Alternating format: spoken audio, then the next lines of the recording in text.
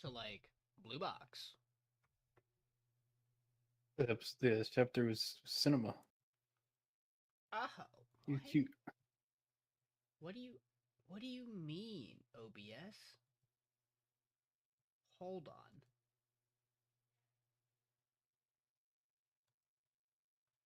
That huh? No, that's not what? No, hold on. What? Also, Shonaka Ibanashi pulling out some of the pre done these past like few weeks. So I did catch up on the 3 chapters I was behind. I had some crazy ones. Dude, what? Huh? What? Hold on. Yeah. What are you doing? Why is OBS trying to fight you? What? Yeah, no, I'm really trying to understand what happened here.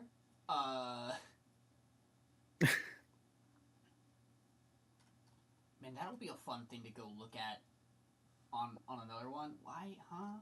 What? OBS, what the fuck? I unmuted us because we can yap now. Wow. Yeah, did you guys know that there's a Monster Hunter update tomorrow? No. And it's adding in 10-star hunts and also Arch-Tempered Arkveld. Okay, so it's supposed to be like this, and this is still clearly I gotta go back not, and play more of that game at some point once maybe like one dies down for me. still clearly not right. Yeah. Because apparently I'm Or you one could just wait until the expansion comes out in like Bro, I still haven't beaten the base game. a year. Me and Amber were playing together, and I was waiting on her, and then we got distracted by other stuff. Yeah. Adults do. That's that right? And now apparently going to Orlando for regional in a month and a half, and then I'm going to Indy, which is what was planned. And then now,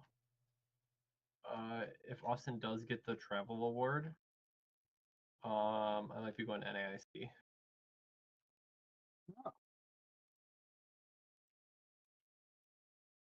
Hold on. This is gonna look scuffed, but I got. Why is that not? That's so not right. Like, how on earth did that get that mixed up? I'm gonna restart my PC.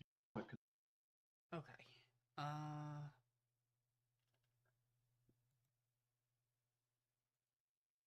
Like, dude, that's nuts. There's no reason my audio should be. Hold on. No, and that. What? That. Oh That. boy. What? That does. How is that still? How is that still getting that low? I don't know, man. Like, I have that so high. There is no reason that. Huh?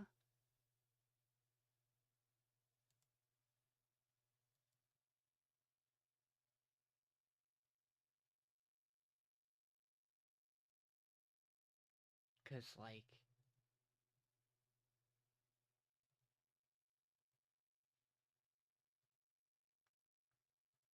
Dude, I'm so. What? Huh?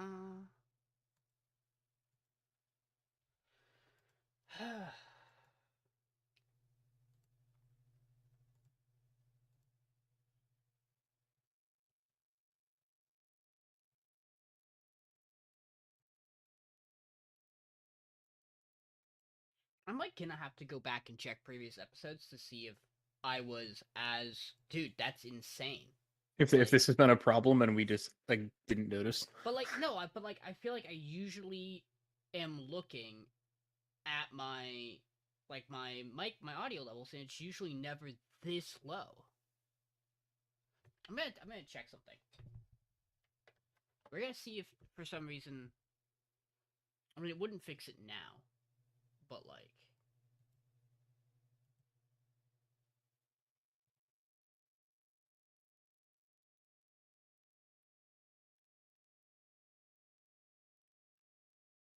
Like, why?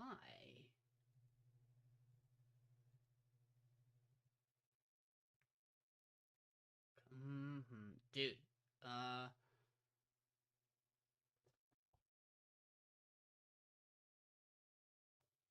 Like, I don't sound any different to you, right?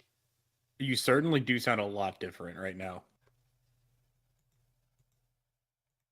Oh, that's gonna fuck that up too. Okay, hold on. Did that, like, change recently? Or has that been like that the whole time? No, that was literally like that specific thing where you were saying, I don't sound any different to you sounded different than you had not a minute before that. Okay, but I don't otherwise. Like, it's fine now. It was just weird for that. Yeah, like that. What It the- definitely sounded like a different mic was taking the input there. Weird. That shouldn't physically be possible, but okay. Yeah, I don't know. It sounded weird. Okay, Fucking... maybe it was just gain was really high, and that's what the difference was. I mean, I haven't changed anything on Discord. I don't know. Unless for some reason changing it on OBS changes it on Discord, but it shouldn't it shouldn't fucking do that. But like, geez, dude.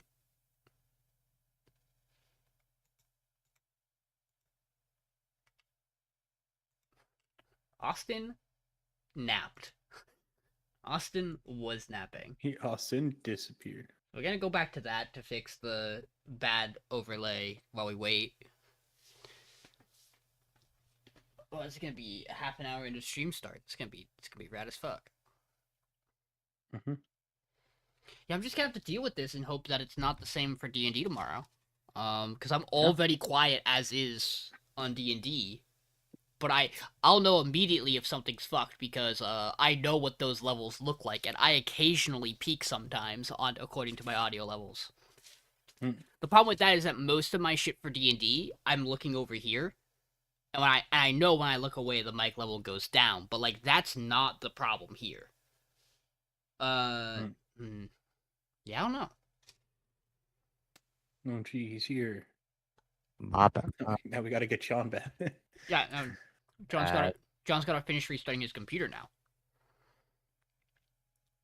Bro, I don't know what the fuck is going on with my actual computer. It keeps doing this stupid fucking error. That's certainly no good. That's really bad. That's but by the way, this has nothing to do with why I'm late. I'm late because I overslept my alarm. I saw. But hey man, I would be lying to you if I said that I have never overslept an alarm for this podcast.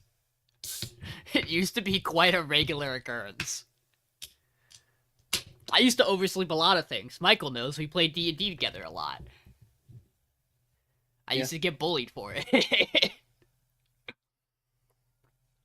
Everyone's like, Sean, you run the session. How could you have possibly not been awake in time to play? Yeah, see, Sean had this really, really awesome thing where he had a lot of trouble waking up to his alarm. So you know what happened is that he'd have to wake up for a class for 9 or something, and I wouldn't have to wake up for one until 1. But I would wake up to his alarm, and it would sit there and go off for 30 minutes before he would wake up. And then he would kill me. Yeah. real. What might be the only bad thing about us being roommates was my alarms for you. I mean, 50% of the time, I feel like I would wake up before you, so it was not a problem. But it was like the 3 classes I had where you fucking didn't. Yeah.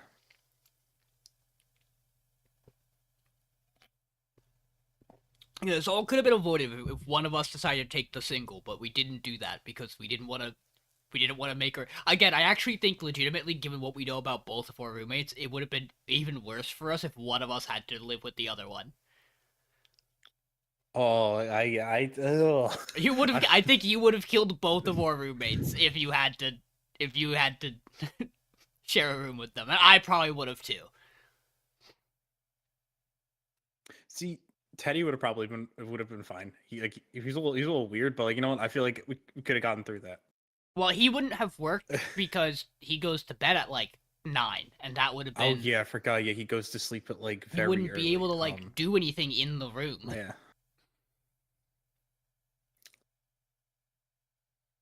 See, I will say half the issue with the DJ is that if the door would have been open significantly more often.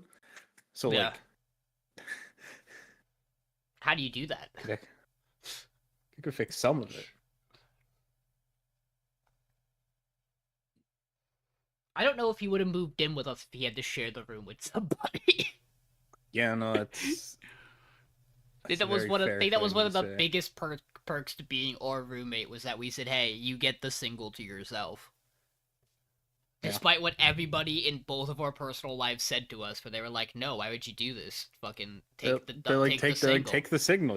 You got there first, and I'm like, but I don't want the single. But we spent an entire year living together, and we had no problem. Why would we suddenly change? Whoa! Would you look at that? We have a podcast on our hands. Austin joined us the second I left, didn't he? My bad. Only a couple minutes ago. No, actually, it took a bit. Okay. Like half the time into you being on. Perfect. No, it's all good. So you might notice Mason's not dead, but he is here with us in spirit. I have another photo I could have chosen. It's much more goofier and looks less like he just died. But this is great either way. This is wonderful. We'll use this one. So Mason is not here this week, and then we will not be streaming next week. We will be back on the 28th, probably, most likely, to do a double elim. And then we won't be streaming the week after that either. There's like no chance in hell that is happening. It's kind of fucked up, actually. I'll stream from the airport on Monday, easy. Well, then Mason wouldn't be joining us again. As we find, Mason cannot do Monday, at all. But we're gonna see. I might have a new schedule to work around as well. We're truly testing the limits of this podcast this season, which is an important stress test because if Michael and I have anything to say about it, we are doing next season of the podcast. We're gonna find a way. If that has to be our if that is the last season of the podcast because of scheduling conflicts, that's fine. But we're gonna do next season of the podcast. It was we each all were going through them 2 days ago or whatever, the shows, and I think my count of shows I want to pick is somewhere around the number 12. Yeah, it's looking fucking. This season I went in with 1.5. So off top of my head that I remember, next season is Witch Hat, Akana Banashi, Marriage Toxin, Kill Blue, Mao is the other thing. Mao, yep, which is by Rumiko Takahashi. Ramparts of Ice, is that the title for it? I don't know, something like that. For the two of you who probably don't know what that is off the top of your heads because you haven't looked at it, and because Michael and I also didn't know, is the other manga series by the author of Polar Opposites, which is insane. Wait, no, yes, I do remember this. It is insane that is getting adapted literally the next season after. It's a production IG sports / like music, just like theater thing, I think is what it was. There's a Madhouse theater show, I believe, as well. Is doing something. Yeah, there's like a whole sleuth of stuff in there, and there's another one that was oh my god, what is it? I can't think of it. The Full Metal Alchemist author's newer work. Something Damon.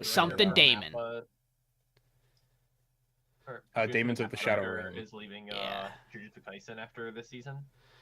Well, it'd be like that So sometimes. they're switching officially over to the other one.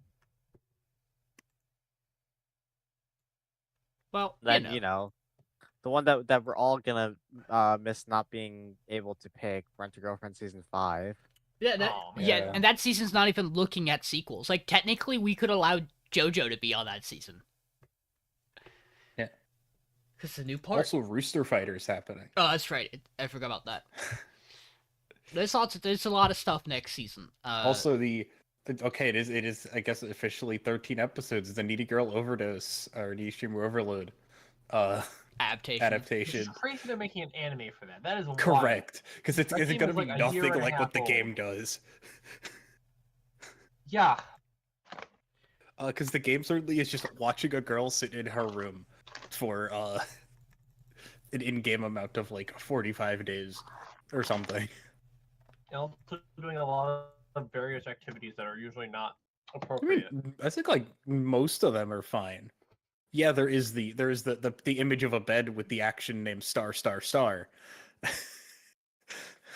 Well, that's okay We because don't worry about that's that okay. one. Well, that's okay because Waterikun exists, and so like we're allowed to have stars in our anime. See the funny thing.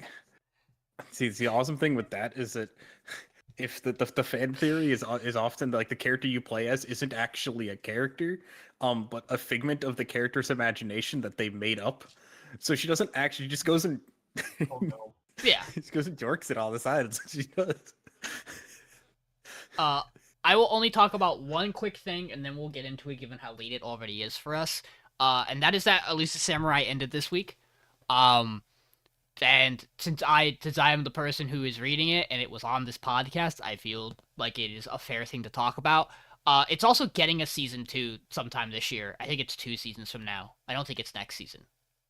But that's a really good. It's a really solid ending for a really good manga. It takes a bit to get into it, and if you're not down with like the historical setting, you're probably never going to like the manga. The comedy is I actually think the comedy probably gets better than the bit that we got to experience. But like I've said to Michael, I've said it before, like for me, again, hardest sell on the planet, like you get to chapter 100 of like a 230 something, maybe more, chapter manga. And like by chapter 100 you're like, "Oh, all of the build up we've been doing for all of these characters is finally like exploding. Like all of the characters you've had for the entire time of the manga, like everything is coming together for it, and all the new characters you are getting, like the execution for all of them is perfect. And like all your villains are great, every character death is great.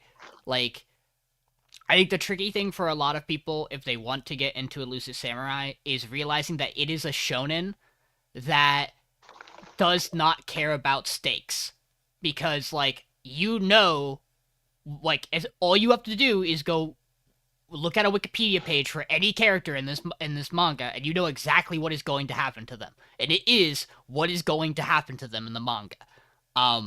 There is not a lot that changes. I mean, like they might make some stuff a little funnier, and they might throw in some crazy references, but it is a historical manga the whole way through. I will give it a little flack on that the end, like the very back half of it, some of the female cast gets shafted a little bit. But even then, like your one core female fighter is still on the battlefield, even after having had a child. Uh again, there's time skips in Elusive Samurai, so like that isn't as crazy as it sounds. Yeah, what's one child? Shout out so you think. Shout outs, by the way, to this mangaka for sticking to their guns and making Tokiyuki, even after all the time skips, still looking like the most effeminate main male character I've ever seen. I showed Michael some end of Elusive Samurai manga panels, and oh my god, that boy does not look like a boy half the time. It is crazy. It's also like very integral to the character to some degree. It has a very serious ending, and in the same part, it has a very comedic ending, because it essentially gives you a historical wrap up for all of your living characters, and it gives you a very comedic wrap up for all of your dead characters. And there's a lot of those by the end of Elusive Samurai. But overall, I really liked it. I probably give it like an 8 out of 10 as like a manga, because I thoroughly enjoyed it. And the art's incredible the whole way through. That's by far one of the best parts about it. But yeah. Nothing else ending yet. Probably like the next thing that my guess would be, of all the things running in Jump, the next thing that's gonna end is the JJK sequel. Because I think we're actually approaching that, like, in a month or two. Because that wasn't supposed to be long. So. That's kind of popping off from Twitter. So I hear. Then again, JJK fans can't read, so it's hard to tell what's actually going on. Well, now he's just writing. He's not doing. No, yeah. Now he's just writing. He's not doing the art. So like, he has more time to actually like be honed in. Yeah, but like the problem isn't him. It's the fans that can't read. That's true. But it is time for our podcast, and we have 9 shows to talk about. Hey, Michael. Oh, you know what? Sorry, that's my bad. I forgot. John, to be 100% sure, are you on the right mic right now? That's a So good you sound a question. little Probably different not. than you normally do.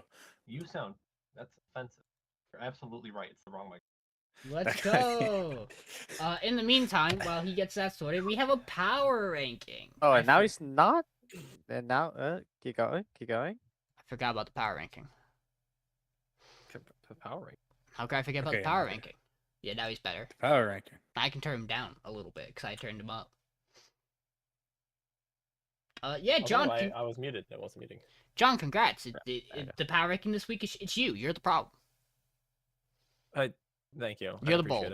it. It's a silly bold, but it's a bold. That's okay. Mason has joined us in hating Detroit Become Monkey. No, he hated it earlier. He just No, didn't hate he it. definitely hated it early. He hated it episode 1. He just hated it less Yes, but last it wasn't week. the worst show. Now it's the worst show. We've advanced. But we're gonna talk about that. Hey Michael. First though, we got time before that. Let's talk about Fate. His fate. Episode 4. big Holy Grail war. It's pretty Episode strange. 4. So, episode 4. I want to say just starts with Reeve in the talking to the girl. I don't know if we actually have ever heard her name. But let me look at her name and Um, I'll tell you if I've heard it. I mean, again, I think we might have. I don't remember 100% though.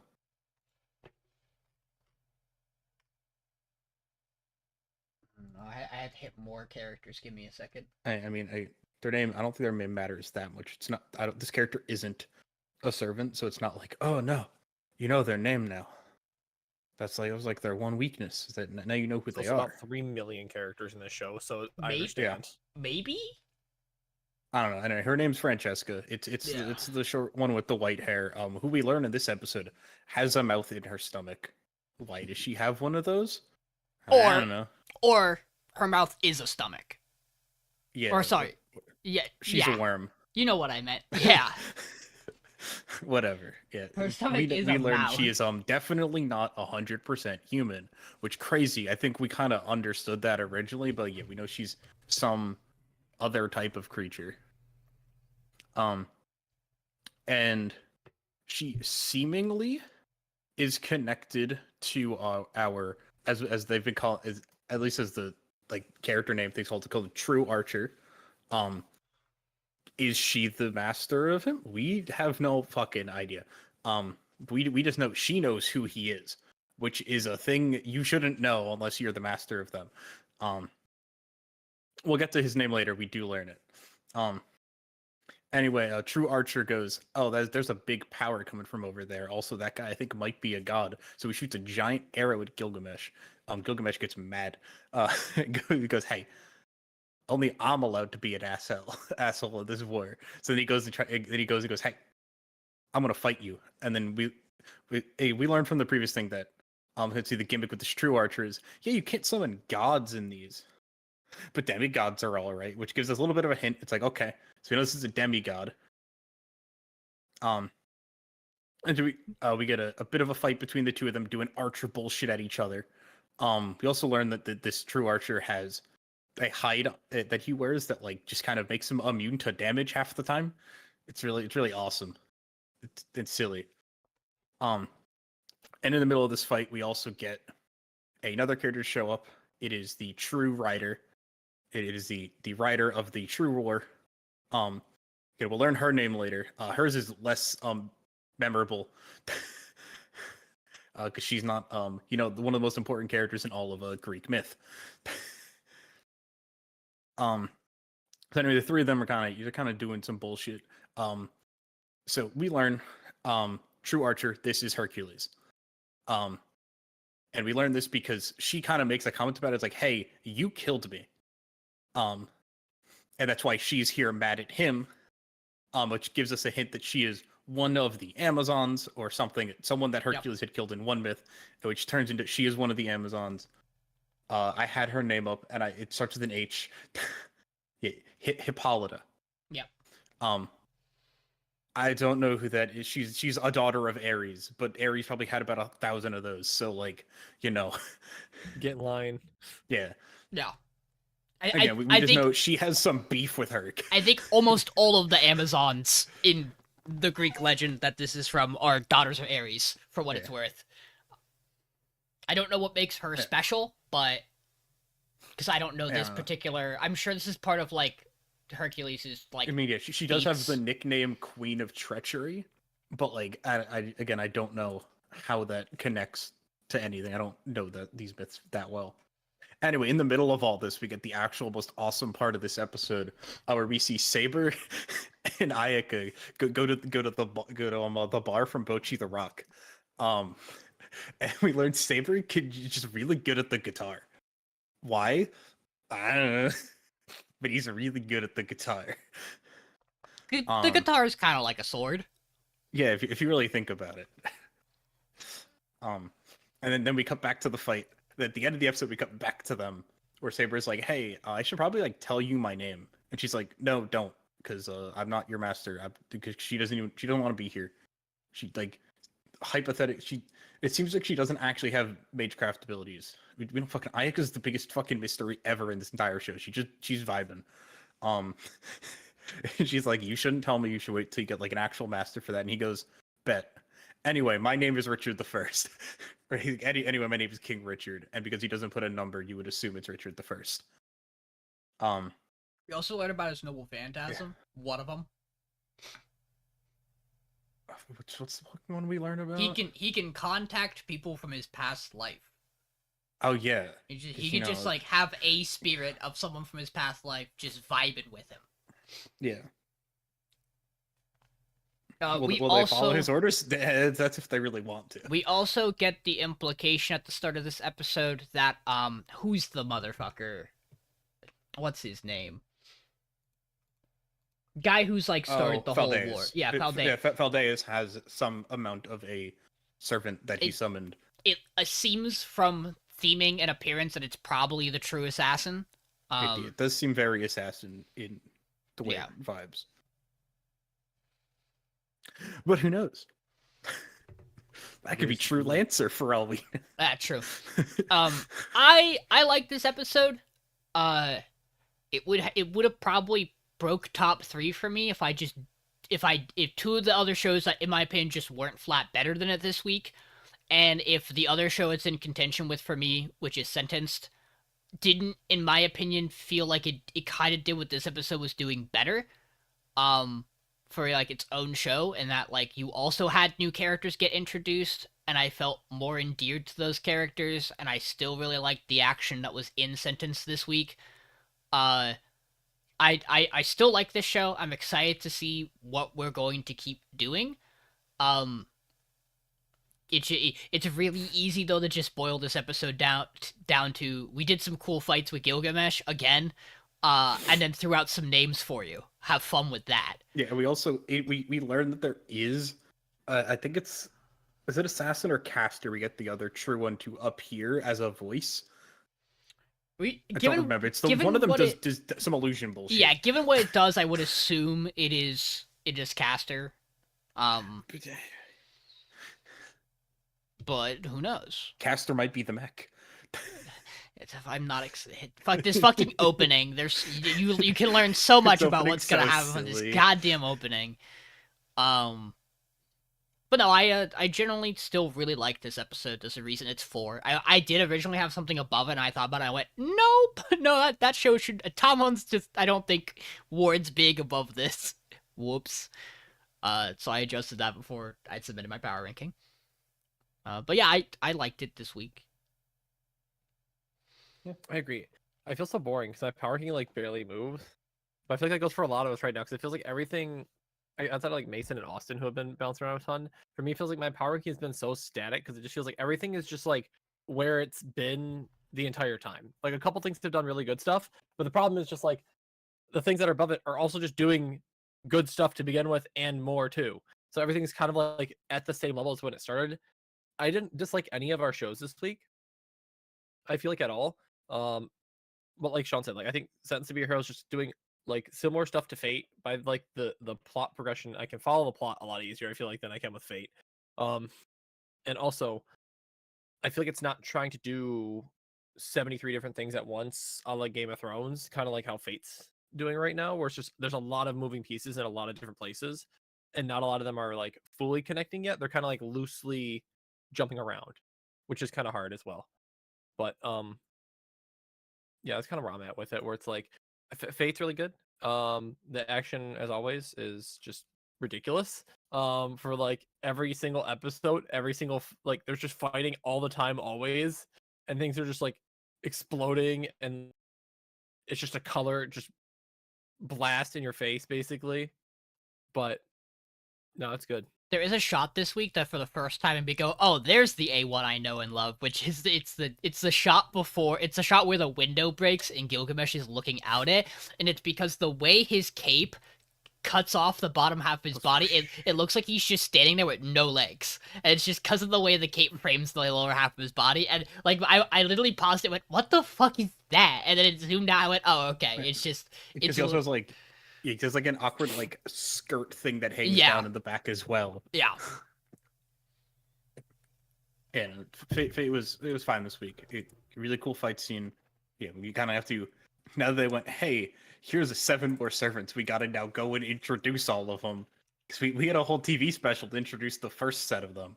Now we gotta do it in the actual show. It's like, I think it's like incredibly. I thought it was really funny and like, super raw that like that the two Truecaster and True Rider were like, hello, like this is my name, I'm going to kill you later, and then Tina's just like, well, hey Gilgamesh, was it all right for you to for them to give their true name but you did not give yours? And Gilgamesh was like, nah, they didn't deserve it yet. But they're not strong enough. But Hercules is also out there calling him by like titles that like only Gilgamesh has. He does call him the King of Heroes immediately. So it's like, yeah. I think everybody knows who you are. Everybody knows, but he should. But Gilgamesh was like, nah. What? They don't deserve it. Everybody knows, but they don't deserve to hear like, it from me. Hercules is even like, bring out your sword, and Gilgamesh is like, no. He's like, I don't know why you know I have this, but I won't. How does he even know about Aya? Which also just tells us to how crazy that first episode is when he fights Enkidu, and it's just like the level of respect he has for them compared to everybody else is absurd for Gilgamesh to have respect for anybody to begin with, right? Yeah. So, yeah, we got the again, especially if you've seen other Fates and you've seen Gilgamesh, because you've seen other Fates, because of course he's in every single. Michael Fate, and I found this out through our anecdotal quizzes. That Enkidu is just in Fate Grand Order Babylonia, which makes a lot of sense given the title of that show. Given everything that I know about that, it's just also flat on the poster, like center frame of the poster for it. It's just Enkidu, and I'm like, oh, that makes a lot of sense. Maybe that is the one that would give you more context for this one in particular, but. No, so you need to actually just read all of the poems of the Epic of Gilgamesh. True. That's what we should have done in prep. We didn't need to watch episode 0. We just needed to read all of the Epic of Gilgamesh.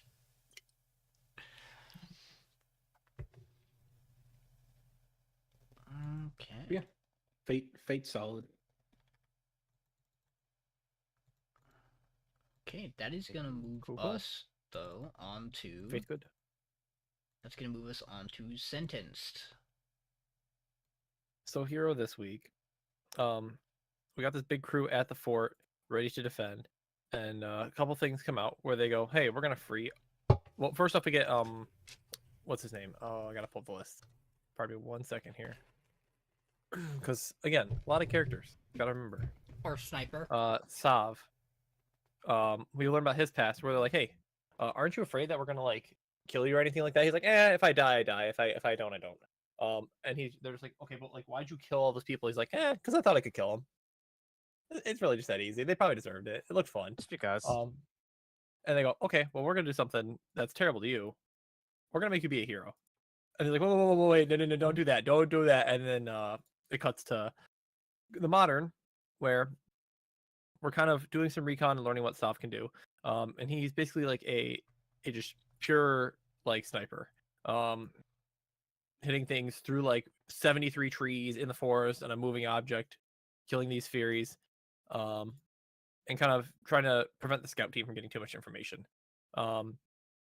We then meet the 9th, I believe it is. The 9th goddess, Pelmeri, who's the poison one, who sets basically the giant poison trap to try to trap this this other demon king.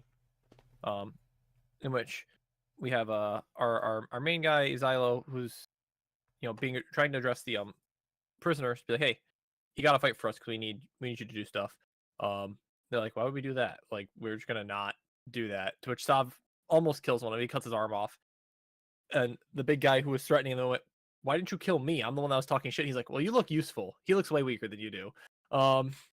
Which Xylo then just goes to Sov and is like, if you fucking do that again, I will kill you. Finally, we have the extra reinforcements, which is all the miners that we rescued from the cave who followed them here, who went, hey, this is our land too. We want to defend it. And he goes, no, it's a terrible idea. But the problem is, King Norgal. King Norgal shows up and goes, my men are willing to die for my country. And he's like, stop it. But These are miners. Bodies are bodies. So they end up building a bunch of like extra kind of like spikes and like barricades and stuff to help with the front gates. Some extra defenses for the fortress. And the defense seems like it's kind of going well. You got Sov kind of blocking the underground. You got the main area being blocked off.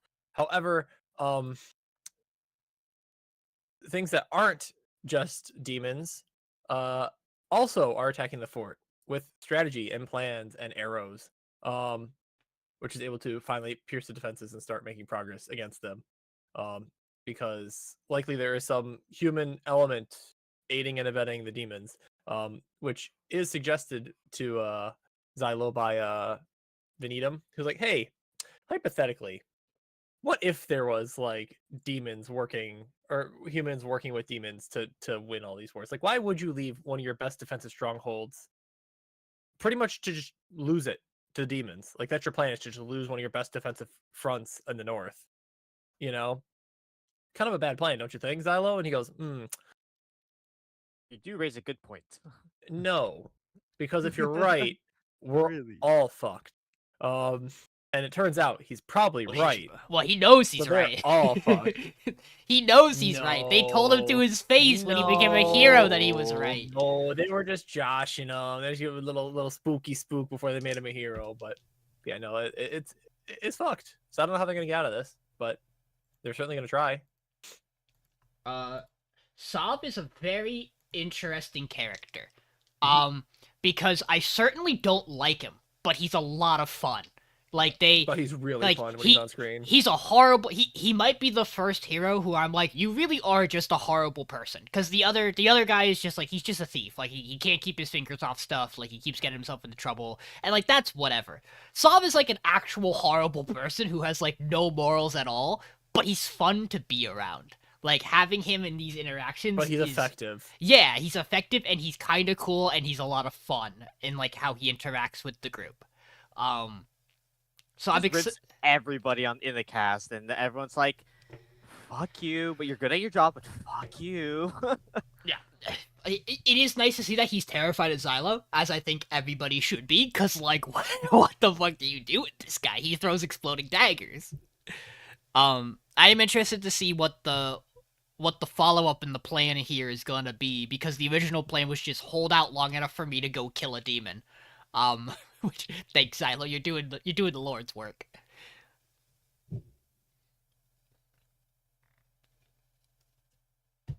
You think, Michael? Yeah, the episode's solid. Yeah, we get really nice stuff between all the characters. Learning more about Sov is sick. He's our first hero where it feels like he's just flat out a bad person. Like, obviously, like Venetin. Yeah. he's kind of person who intentionally slandered people in the media. We don't whatever the fuck. The king is the silliest character Norgal. ever. Yeah, Norgal Yeah. he's like, yeah, I was a dude who thought I was the king, and they probably sentenced him because I of that. I am He certainly was like a minor royal. I thought, I'm certainly too. not ready to see his backstory stuff because I imagine it's not going to be a good time. Well, they said he was like actually like a like upper like class noble like thing. It's just he was like too good at his own like he was just so good at making like seals and everything like that, and so above everybody else intellectually when he was like a regular person that he felt it was his divine right to be king, so he firmly believed it, and probably because of that committed I crimes. think and- there's something else going on there because it almost feels to me like he's taken on someone else's personality and name. Just given some of the Maybe. interactions we had with him in the previous episodes. So I'm not ready to figure that all out and to get hurt by it. Also Kivia's here with some of her men. Yes, and we get Because- a wonderful scene where she blushes at the idea of essentially being on a date with Xylo. It's very funny. It's like, no, not a date. Bad. No. Stop it. they're Because adorable. who was making her jealous? It was our goddess. I can't think of names. Tarita. Teresa, who's like, how dare you go on a private dating scouting mission with Kivia? And she's like, no, not a date. Not a date. We were killing stuff. She's like, a private excursion. How dare you? When you should have been here giving me head pats. Yeah, do you see her? She made all those things. I counted 7 head pats. 7. I've gotten 0 today. This is bullshit. Perhaps my favorite line of this show so far is Tarita going, "You were out having fun scouting," and Xylo goes, "No one has ever had fun scouting." He is just sitting in the back looking at like a list of information. He's like, "No one has ever enjoyed scouting once in their life," and I'm like, "Bro, mood." It's such a funny relationship because it's just like person who wants head pats, person who has no interest in giving head pats whatsoever, and it's so funny to me because she's just like, I sat here, I watched them do all this stuff for you. I was watching them, I saw everything. I was really helpful. And he's like, yep, good job. Anyway, so what we were talking about. I am curious about the ninth goddess because her vibe's a little off, and I don't know if that's just her personality or if it's like an excessive use of her power is like draining her to a degree of like, because she's very, I want to say like apathetic a lot. Like she has like she feels very empty when she talks, and like she gets her head pats and like compared to what we've seen with Terrorita. And so I'm curious about that. The other moment we get in this episode that we didn't touch on is that Veneten goes to Xylo. He's like, "Hey, yo, we can get like a huge amount of reinforcements if we just like work with this one noble house." And Xylo goes, "Don't you ever fucking tell me that again. Burn that letter. I don't even want to look at it." And I don't know if we've gotten. I can't do name association with what they gave us to remember if it came up in his backstory when he was being sentenced or not. So I don't know if we know fully who that is yet. Yeah, I don't remember. But it is interesting that he feels so strongly that he is like, "No, we can die here instead. That's fine. I don't need the extra help." Austin, you got any thoughts about Sentenced? Yeah, I thought it was a very good like build up episode. I thought the intro I mean we did get a little bit of the action at the end of the episode which is it's further reinforcing the further reinforcement of the humans being on or being with the fairies and the demon lords is extremely it's cool that they're bringing it up like so soon rather than just like mentioning it and then like kind of shelving it for the end of the shelving it for the end of the conflict rather than the end of the conflict. They're bringing it up immediately, and that is like going to be the main driver of the conflict and issue at the fortress. I think like for me the only the only character I'm not like super sold on is Teorita because I don't know, she just reminds me of Index, and I hated Index. Not to like she doesn't remind I don't hate Teorita, but like she definitely to me feels like the weakest character in the show so far. She feels the most hard trope of the cast. Yes. And because she doesn't have like a backstory that we can eventually, because they seemingly she didn't exist really before getting taken out of the thing. They kind of implied, I think, last week that she kind of did for a little bit. She did, like, she didn't have like They're also like a aware of person the she power had levels. made a thing with a pact Yeah. with They're before. also critically very aware of the power levels of the different goddesses, which is interesting. Mhm. Right? And like the original plan for her was basically to just like use her to like I almost want to say like wasn't there a plan to like dissect her basically to like Yeah, strengthen experiment. other people? Because here's a very strong argument. On base, a goddess who can summon infinite supply of swords is not very useful if your equipment is already above that of an infinite supply of swords, right? The reason she seems so insane right now is that like she is paired with the right person to make Who use can of throw her the swords ability. and make them explode, which Yeah. is really broken. And ideally, that is probably the purpose originally for the goddesses, is them to find a knight who amplifies their powers the right way. Like, that's probably where my head's at with that, where I'm like, yeah, you just gotta find the right one. And and the answer is it's always Xylo. Man said, Zyla could use some poison on his knives. yeah, Future Sight. Yeah, I'm very excited to see. I'm interested to see if we'll be in this arc for just next episode or for 2. I don't imagine us being in it more than 2. So no matter what happens, it'll be fine for us because we're watching the next 2 episodes together. But like we'll see how long we're kind of here for. Here for a good time. Maybe Prob- a long time. Probably a long time. I would be hard pressed to imagine it's not. Because Mason is not here, Austin, why don't you help talk about Good Journal luck. with Witch? So the episode kind of starts off with Asa like also with a lot of flashbacks of her like and her mom.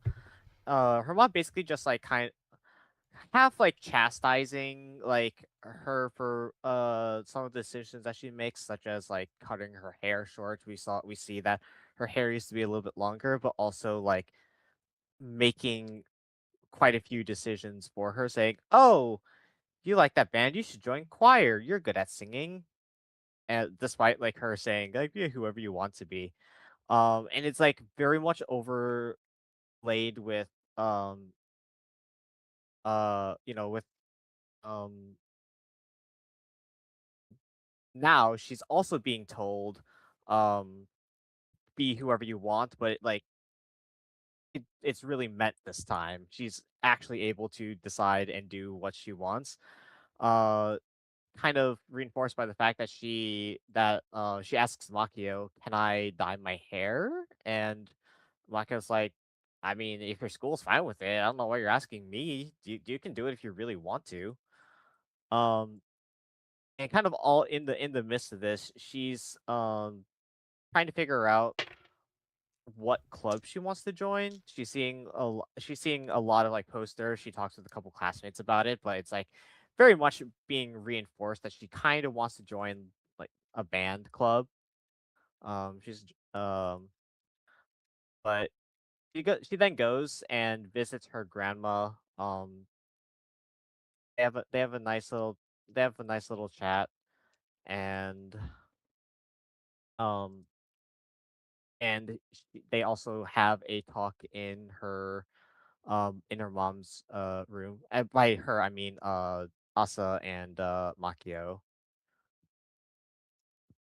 And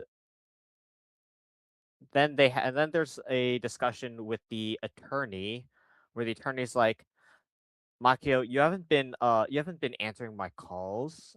It's a little bit sketchy as the guardian, especially with this $3,000 withdrawal. We're gonna need to go over your finances and your and everything you've done. And Makio's like, wait, I promise, I'm not being sketchy. I just don't recognize the number, and I'm also incompetent as an adult. Mood. And Asa is and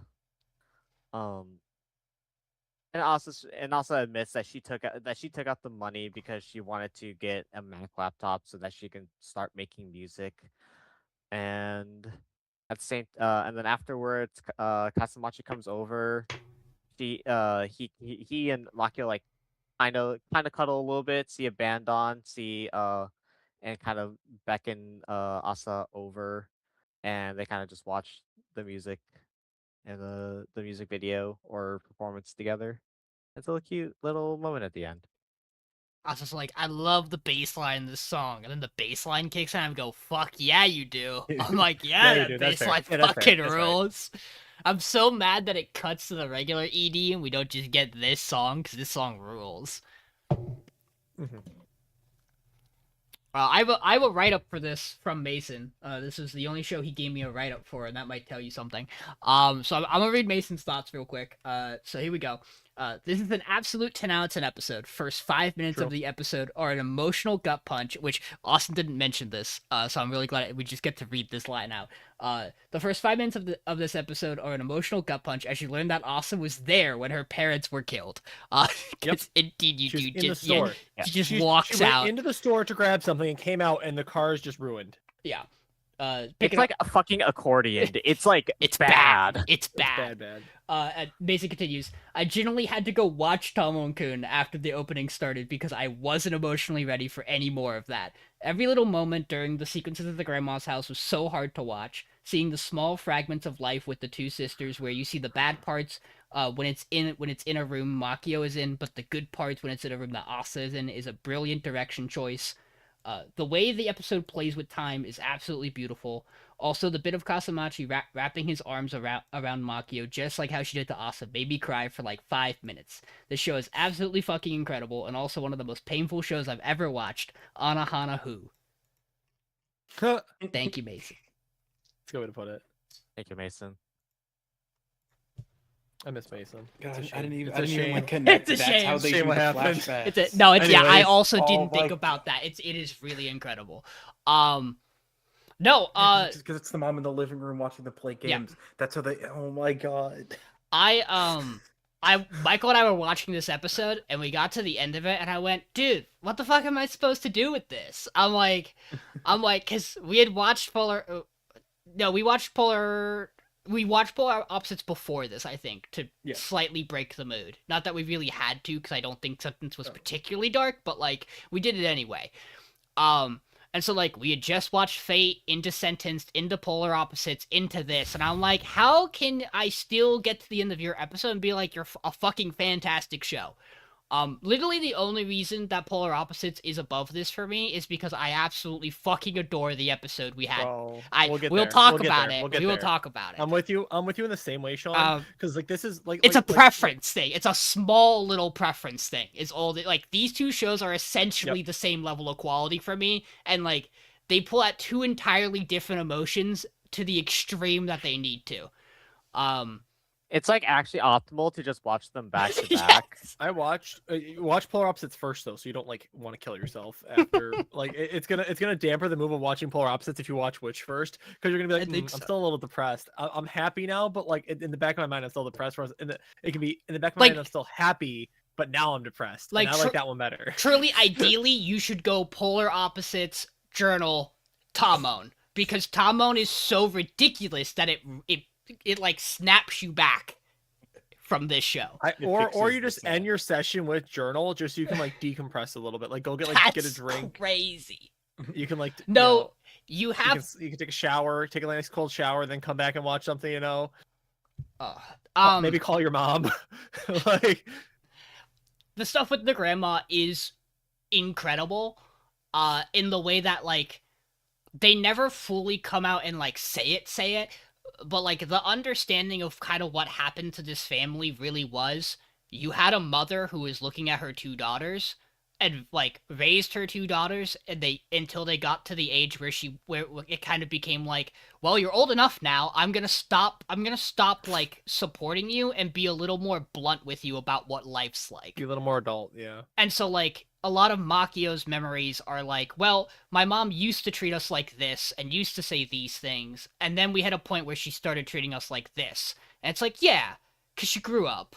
And it's like, is that always justified? Maybe not. I mean, But, I like, feel part of it too, though, is like she was also getting a lot of the like, oh, you can't do that for a living. Oh, you can't write. yeah. What are you doing? Writing. Like I yeah. told you to stop that when you were a kid. But what you wind up seeing by the end of their interaction is that, like, the grandma, so their mother, still very much cared about both of them. Like, I truly believe if it was Makio who passed, like, her mother would be just as shattered. Because I think they portray it that way so well. Asa has the line in this episode where she's like, you don't hate your mother, do you? And Makio's like, no, I don't. It's just like, I see her a very different way, just like how I see your mother a different way. And Asa's like, okay, because I don't think she's a bad person, because she truly was upset when my mom died. Like, she was bawling when my mother died. And I don't think you can be a bad person and feel that way. That's a very real thing coming from a young girl. We also get a tremendously great line from Makio, where she tells Asa essentially, I don't want to tell you and explain to you why I feel the way about your mother that I do, because I don't want your view of your mom to become my subjective view of her. Like, it is better for you just to not know right now, because you still have the memories and feelings of how you view your mom, and those are yours. And that's also really wonderful. And then the end of the episode is really nice and happy, and I adore it. It's great. It's nice. The little moment with all of them is wonderful. God, it was just so like, Dude, Makio... really, you finish this episode and you're just like, fuck do I do now in my life? Like, jeez. Makio just constantly spiraling in the conversation with the attorney. It's like just going, I swear, couldn't you like text me who you were when you were calling me 17 times? Which honestly, fair. Now, on Makio, she probably like knew the number and should have saved the number like on the first meeting. Like, I doubt this attorney was like, hey, it's a random number that's calling you. You should probably have picked up. Well, also, leave a fucking voice. Do they not have voicemail in Japan? I'm pretty sure they do. So, like, leave a fucking voicemail. What is she not? Just be like, Her hey. voicemail inbox is full. It's full, probably. You're right. Also, wouldn't be surprised. And then you get the moment where Kasamachi is coming to the house and the attorney is leaving. And he's like, a guy leaving Makio's apartment? What the fuck's up with that? And he's like, I'm the lawyer. Good to meet you. You don't have to worry. Also adore the scene. It's early on in the episode. I don't remember if you'd mentioned it. So before they leave to go to the grandma's house, when Maki was kind of leaning against the wall in front of the door. Oh my god! And Asa's like, my mom does that, or my mom used to do that. And she goes, huh? Maybe we picked that from our mom. She never does anything similar to that in any flashbacks. They absolutely, because the bit is that they are much more similar than they thought they were. They were just people who went down different paths in life, and I was like, oh, that's good. And the stuff that's good fiction. The stuff at school with Asa is also very good. Like, oh yeah, her talking with her friend, and then like them kind of being in slightly different groups of social cliques, but still very much being friends. Get the great bit where she's like, "Can I borrow your gym? Like, you don't have gym today. Can I borrow your clothes?" And I was like, "Yeah." And Asa's like, "I do actually need them back. I also do have gym." She's like, "I was still gonna give it to you anyway." I will actually need them back by 5th period. Please, I require my gym clothes. It was also just really nice. I think it's where we get the other, where she's like when she's like looking to determine what club she's gonna join. There's like a random person walks up and starts talking to her, Yeah, and it's just nice to have a conversation between Asa and another person that isn't Emily. That she's having a normal conversation with another student at this school. it does. And And not it bringing was up my their mom's parents are dead, dead. by the way. It does seem like some of the people from the original group from the entrance ceremony have like stuck around her, which is nice that they Yeah. didn't just go, "Man, you're a bummer," and leave. Yeah. They're like, "Yeah, you know what? Fair girl. Let's hang out a little bit. We'll give you a chance." It is now time though to switch emotions. It is now time for it's time for you and I are polar opposites. I'm so happy about this episode because we get to follow up on something that Michael pointed out of having absolutely adored last week, which was we had a character in the library who was just chuckling to herself for a while, and now you get to learn about her. Meet Nishi. Nishi's an adorable little bean. And she has her friend Honda, and they call each other nicknames, and it's adorable. And Nishi is in her classroom, which is not the same one as our main cast.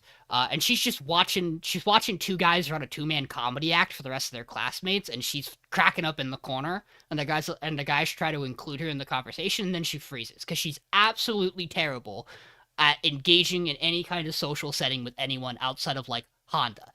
And Honda comes in and she's like, "Girl, you gotta work on this. You kill. It's not that you kill the mood, but like by the time you figure out what you're gonna say and how you interact, like they're past you, and you don't even like need to try. Like all you gotta do is just like be active, and they take that." And then she starts to explain how like that just isn't how her brain works at all, and like she wishes she could understand some things better, and like she thinks back to Tani and Suzuki in the library, and how, like, she thought Tani was the same as her, the same breed, and then all of a sudden, he's chatting it up with people and cracking jokes, and she thinks that's great, but, like, she just really wants to understand, because, like, it's, like, this new fascination in her brain, where she's like, if I just know how Tani did it, I could maybe do it. And she's like, and he wasn't just even talking to random, like normal people, he was talking to full-on delinquents. And then all of a sudden, one of the delinquents pops into the classroom, and it's her boy Yamada. He slips in, and Honda's like, "Oh hey, you're giving me back my book? It's about fucking time." And she's like, "You know him?" And then Yamada's just chilling, and it's so blatantly obvious to Honda why he's just chilling, and it's that he's clearly here to talk to Nishi. But Yamada gets pulled out of the classroom because they need him to go catch a dragonfly. And so Honda talks to Nishi about it, and she's like, he can't be a bad guy. How many bad guys do you know who get pulled out to go catch bugs in a classroom? And Nishi's like, yeah, maybe, I guess. Also in this interaction, The best line in the entire show so far. Do you remember it, Sean? No. Go ahead. It's where she pulls him out of the class, Yes. and they're talking about him being like, yeah. He's like, who's the cutie over there? And she's like, yeah, I guess she is pretty cute. But he's thinking of Nishimiya, Yes. not the other one, Not Honda. right? And so she puts two and two together, and she goes, ooh, and she just goes, you know, guys who wear their heart on their sleeve are major Riz points. Again, this dub and is... he goes, really? And then she just goes, yeah, also guys that catch dragonflies in classrooms. Hey, get it here. It's major Riz point. Also in this interaction, Yamada picks up the fact that man. Nishi collects stickers for bread. And that'll be important because that is going to be the crux he decides to focus This is his on. crutch. Yes, this is the only thing he knows about her. And we get a bit here where Honda like reminisces about knowing Yamada and about all like how he was the whole time like growing up through school, and how he's the type of guy who like he makes a girl laugh, like a girl will just laugh at something he does, and like the more gap moe there is between the laugh and the personality of the girl, the better for him, and the more he'll fall for her. And so this is like extreme, like this is perfect for him. And we get a little bit where like it shows every time she laughs at his jokes, and it's like hit one, hit two, triple hit. And so we get so he keeps coming back for a while about it, and like just to kind of interact with Nishi, and he keeps giving her stickers too. And Hana's like, you can't do this, man. You can't just come here and give her stickers because it's the one thing you know about her. She doesn't even really like the bread. She's just kind of doing it. Like, you gotta figure something else out. How are you this oblivious? And so summer's about to start, and they're kind of hanging out, and we're back in our main classroom. And Yamada's like, guys, I want to get a girl's number. How do I get a girl's number? And the entire group just explodes for many different reasons. They just are all trying to figure out what they missed and what's going on. And they eventually settle on, oh, Yamada's like, he hasn't caught feelings yet, but like he's getting there. To which we have the conversation later where oh my god, I can't think of his name off the top of my head right now. Tyra. Tyra says to Suzuki, she's like, is there really a difference between someone who's, like, about to catch feelings and who has already caught feelings? Like, he's going to get her number. He's caught feelings, right? Like, I'm not insane. And so, like, they have it, like, exactly, like, they're running through a bunch of different methods that he can go to get her number so that, like, they can keep talking over the summer. And we cut back to the other classroom, and Yamada just walks in. He leans down at her desk and is just like, I want to be friends with you. Can I have your number? And Nishi and Honda both explode because they are not ready for the pure, unadulterated, just man that he is. Just straightforward, like, yo, I want your number so we can, like, talk. And Nishi's like, hey, just so you know, like, I'm not good at texting. Like, I'm not good at using emojis. I don't know how to, like, tell jokes over text. And he's like, that's fine. I just want to, like, talk to you. And it's perfect. Major Riz. And then we're not even done yet. That's half the episode. The other half of the episode we get with our main couple, because we can't ignore them for our whole episode. That wouldn't be fair. And Good so, job, show. Good Yeah. job. And so Suzuki and Tani go out on a date. They go out to go study. And they try to go to, like, a library, and it's slammed packed, and it's kind of hot. And before this, we find out that Tani's entire family is out, so he had to take the key. And so they're out at the street. Suzuki's looking for places for them to go, and Tani's like, we could just go back to my place. And Suzuki explodes, because her brain goes, go back to his place to do what? Well, no one's home, so it'll be fine. Well, at first she's like, go to your place. I'm wearing a crop top. I can't do it. And she does this adorable. Decent. She does this adorable thing where she pulls her shirt down She pulls her pants up. Yeah, It's yes. worse. She's like, I can fix this. And then Tani goes, well, no one's home. It would just be us. And she explodes again. And then they go back and they're actually studying. And she's like, I feel. What I expected. What did I expect? Yeah. This makes perfect sense. Nothing is the way that it. I was would hoping for be. another. Well, now I kind of want to. And so they're studying, and then Suzuki's stomach growls, so they take a break and they eat.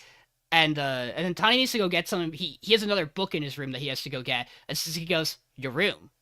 I want to see your room. And he's like, there's nothing to see, but sure. And she goes and they go into his room, and she's like, damn, you weren't kidding. This is the most plain ass room ever. That's exactly what I thought. And then while they're chilling in his room, she wants to go find a yearbook photos of him. And he's wearing the exact same shit that he's always worn and that he keeps wearing. She's like, I'd love to see you in, like, a blazer. That would be neat. And then they get interrupted by the cat, by Tempura. And like any good Still so good. and like any good person does, Suzuki just loses it at Tani having a cat. And she's like, oh, I would like your blessing to date your boy Tani. Please, Tempura, give me your blessing. And so, they have a nice, wonderful time with that. And they get ready to leave, and because time has passed, and Suzuki thanks Tempura for the wonderful day. And then Suzuki is jumping on the rocks out of in the garden, like the little rock path steps. She's jumping between them like the floor is lava. And while she's doing this, Tani's grandmother walks in. And Suzuki just freezes, and she's like, and Tai's like, that's my girlfriend. And his grandma. Because after she almost falls, so he's got like a hand on like the waist, and he's like, yes.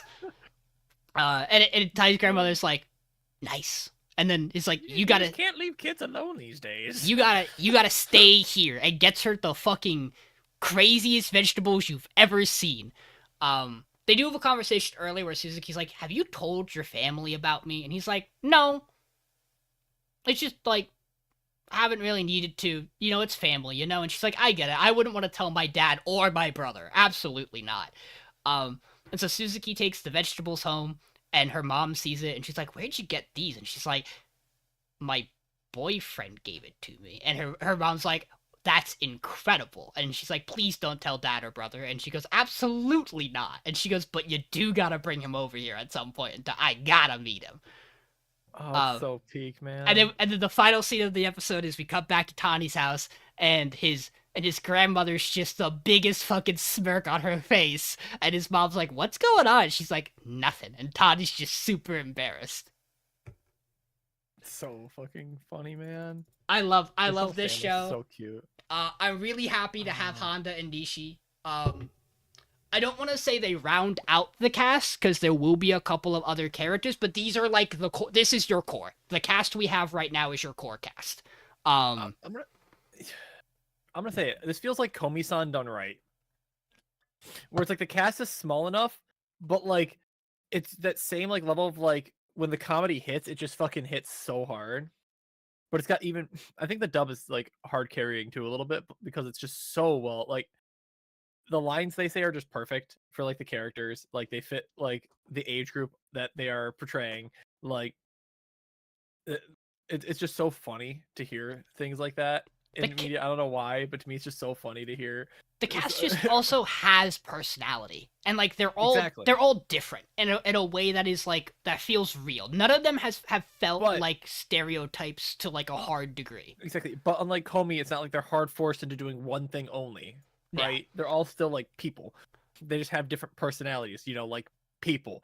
Like Tyra has his bits where like he goes down his spiral wells of his mental thoughts, and that's like kind of the thing he does. But like the best part where they come into the classroom and she's just like they're like, what would you do? Just like, I don't know.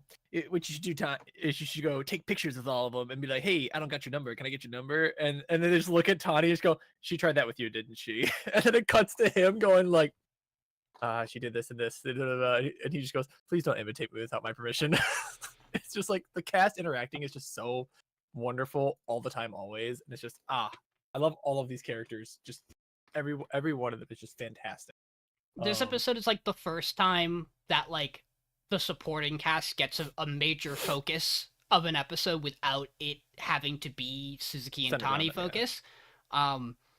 It shows that it can do it really well.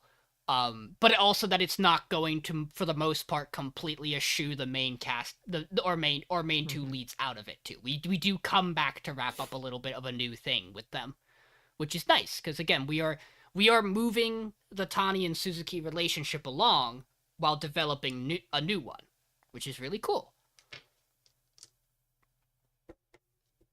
I think one thing that really makes this cast charming is just how. Yeah, it was mentioned like how the dialogue works with like the age group of this cast. As one of the things I very distinctly remember, maybe it's because the end of the episode is when she tells her mom.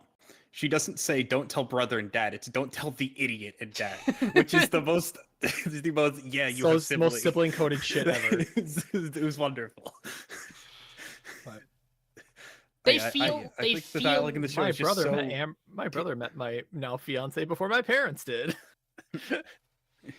It's like, yes, is there some like anime-isms in the way they talk? Yes, but like part of that's also that they are younger-ish. Oh, they're in high school. They're friends on Discord. Like that's just how people on Discord talk. Period. Yeah, it's not even like done up for anime. That's just how people like talk in that age group nowadays. Nishi's adorable. I love her so much. Yeah. It's just so peak, man. I love the replaying of all the stuff with Yamada from the previous episode.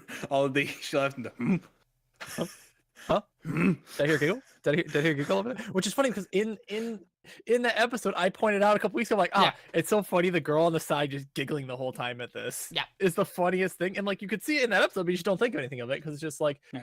he's They looking enough do- in the direction at Tawny that you don't think of him looking at the girl next to Tawny. Again, outside of the opening where you clearly see the two of them, her and Honda, like last week's With the episode bottles, does a good enough job of not like drawing too much attention to her. She does just look like a random side character to a degree that like you would totally not bat an eye that she's even there.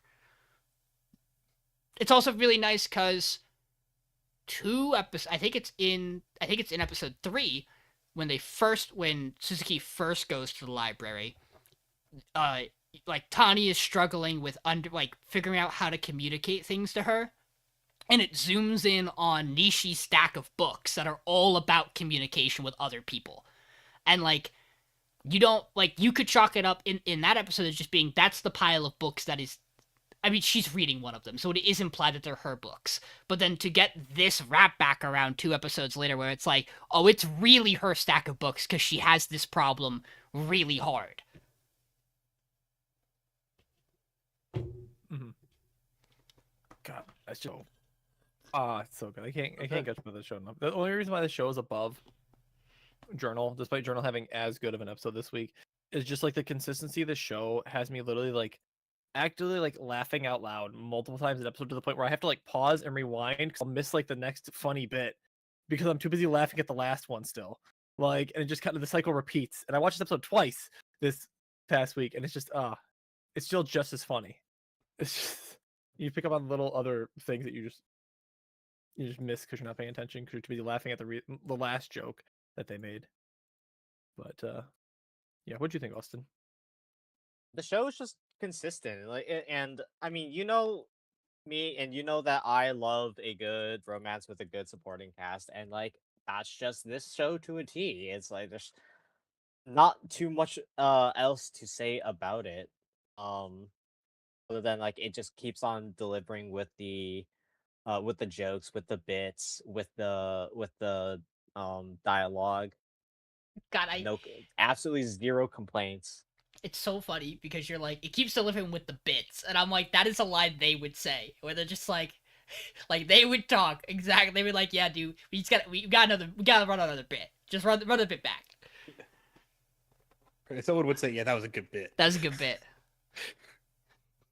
Just like us, for real.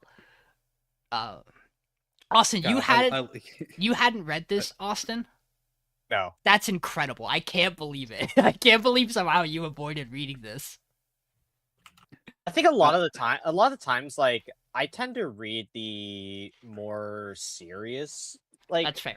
romances, less so like the actual rom-coms, but also, like I think over the course of the show's publication is when I shifted a little bit more toward I didn't add like many new manga. I added a lot more like light novels. Yeah.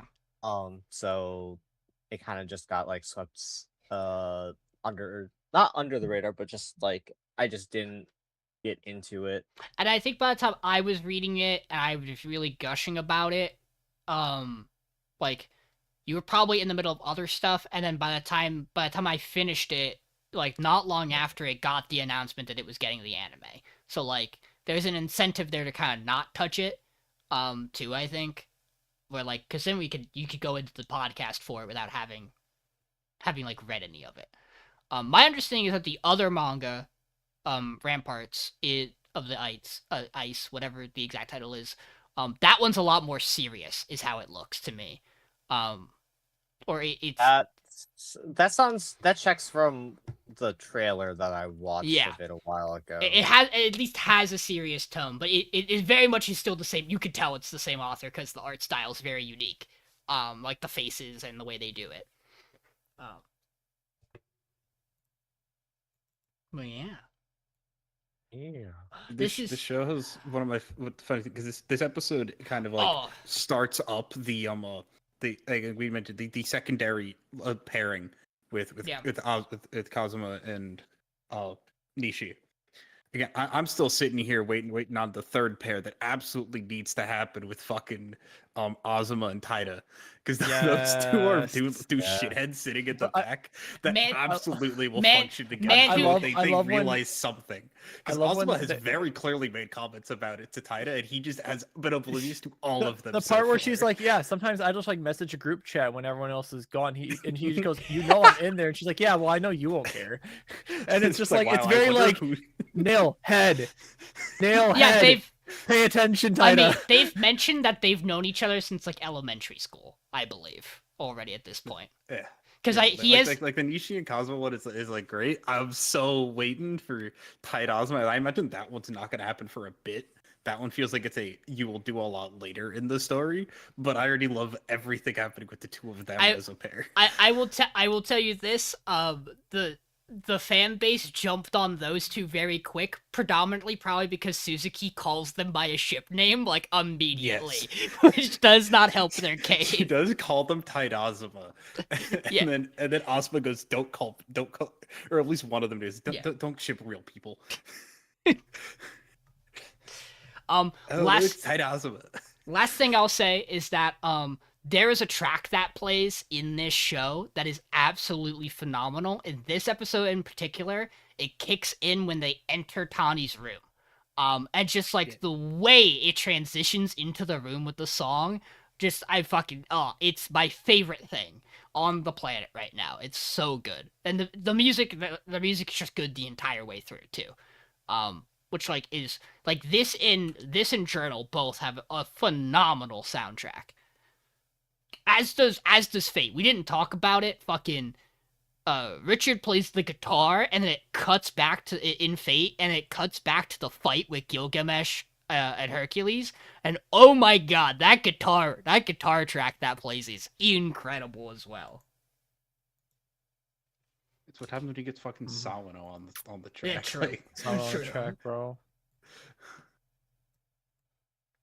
Michael, Keep that guy with the ox. oh boy, the incident. Oh boy.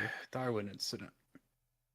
So, Okay, But Is before, this I'm just looking at like before he starts, Michael and I had a conversation about the show after watching it, and like our power rankings this week do reflect it. Of like, you're not gonna hear us argue that this show is incredible. Like, we both thought about it.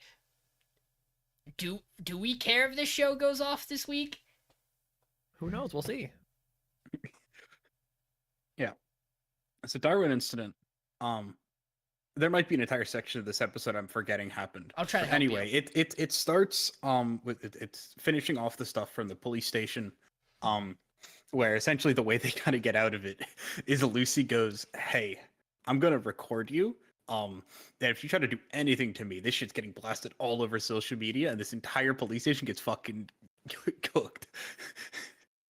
And they hit the, yeah, your evidence just kind of left. It decided to leave. You can't keep it. It's not a person or an animal. You're not allowed to have it. It's a piece of evidence. And if the piece of evidence disappeared, it disappeared. Interesting. Which leads into the bulk of the episode, which is Lucy and Charlie at school. Operation have Charlie find friends. Where Lucy tries really hard to have Charlie find friends here. They're like constantly walk up to people. We get a bit where Lucy's like, okay, so here's some like good conversation starters, tell someone, oh, that their earring looks nice. Or if they have like a bag, oh, where'd you get that bag? Which leads to two small inconsistent failures of this later, where they walk up to the pair of girls from like episode 1 and 2, who had been in the cafeteria, and he goes, "Hey, your ears look nice." And then like a minute later, Lucy pulls out a handkerchief and goes, "Oh, where'd you get that handkerchief?" Lucy goes, "God damn it." We do get a nice bit between the two of them, where Charlie goes, "So Lucy, do you really have any other friends?" And she goes, "No, I hate people. People suck. People are stupid." And he goes, "Well, you're a human. You're in society. So if I just have one friend like you do, I am also part of society. And she goes, damn, it's a good point. Anyway, we're gonna stop trying to make you find friends because it's been failing immensely. Which proceeds to then immediately have him find 2 friends. It's the 2 girls go, you were actually kind of fucking mean to them uh the last time. It's like we don't really think Charlie's actually a terrorist. That's kind of crazy. So now the 4 of them are all paired up to work on a literature project together. And they talk outside about fucking whatever. As Charlie things. And then you get the other part that we're building in this episode is you have the guy you Yeah. have the terrorist sympathizer who goes to high school with them, who's starting shit with the bullies, to which it seems like Lucy's gonna step in, but Charlie has just kind of fucking walked away. He wants no bullshit at all about any of this. Like he does not give a fuck. I think this is a fine episode. I definitely prefer the stuff at the beginning. I definitely I enjoy more of the middle. It does feel like we have retread a little bit on the same conversation and arguments when it comes to the terrorism veganism stuff that has popped back up again. So I don't really care. I don't hate it, but I don't care for any of it when it circles back around. There are just a couple of lines in this episode that I find really funny. You have the bit. I forgot the entire bit where the police chief tells them to stop. Stop Doing stuff. Go. Well, no, because the police chief later on is like, yeah, you guys gotta stop following them around. You gotta go back to like doing your job as a patrol officer. And they're like, but terrorists, and he goes, we do more than hunt down terrorists, you know. There's a lot of traffic tickets that need to get filled there out. are parking tickets to hand out. It's like, damn, it's the end of the month. They gotta fill a quota. Shit. They gotta hit that quota. I know what time period this is. It's end of the month is what this is. It's also shortly after the release of The Dark Knight, as we have a conversation where 2 guys are just yapping about Heath Ledger's The Joker. And Lucy comes around and she's like, damn, I really thought we could have won them over by talking about The Dark Knight. She literally walks up and goes, is that The Dark Knight you're talking about? And I go, God, I fucking can't. I can't with this show sometimes. Something I will say, I wish there was a little more downtime between the let's just be us and the 2 girls going, damn, they're having a good time. Like, they literally stop and they have, like, 2 conversations of them just kind of yapping, having a good time. And it immediately starts to change people's minds. And I'm like, that's fine because you're just speeding up the process. But, like, realistically, you should give it, like, another day. Or, like, 2 days where they're like, oh, damn. They are just having a good time by themselves. The line the one girl delivers where she's like, yeah, but people will think we're, like, weird if we hang out with them. And the other girl goes, but, like, isn't that kind of fun? It's the most hilarious, like, high school written, like, girl talk I've seen in a while. Where it's just like, but don't you kind of want to be, like, the weird one?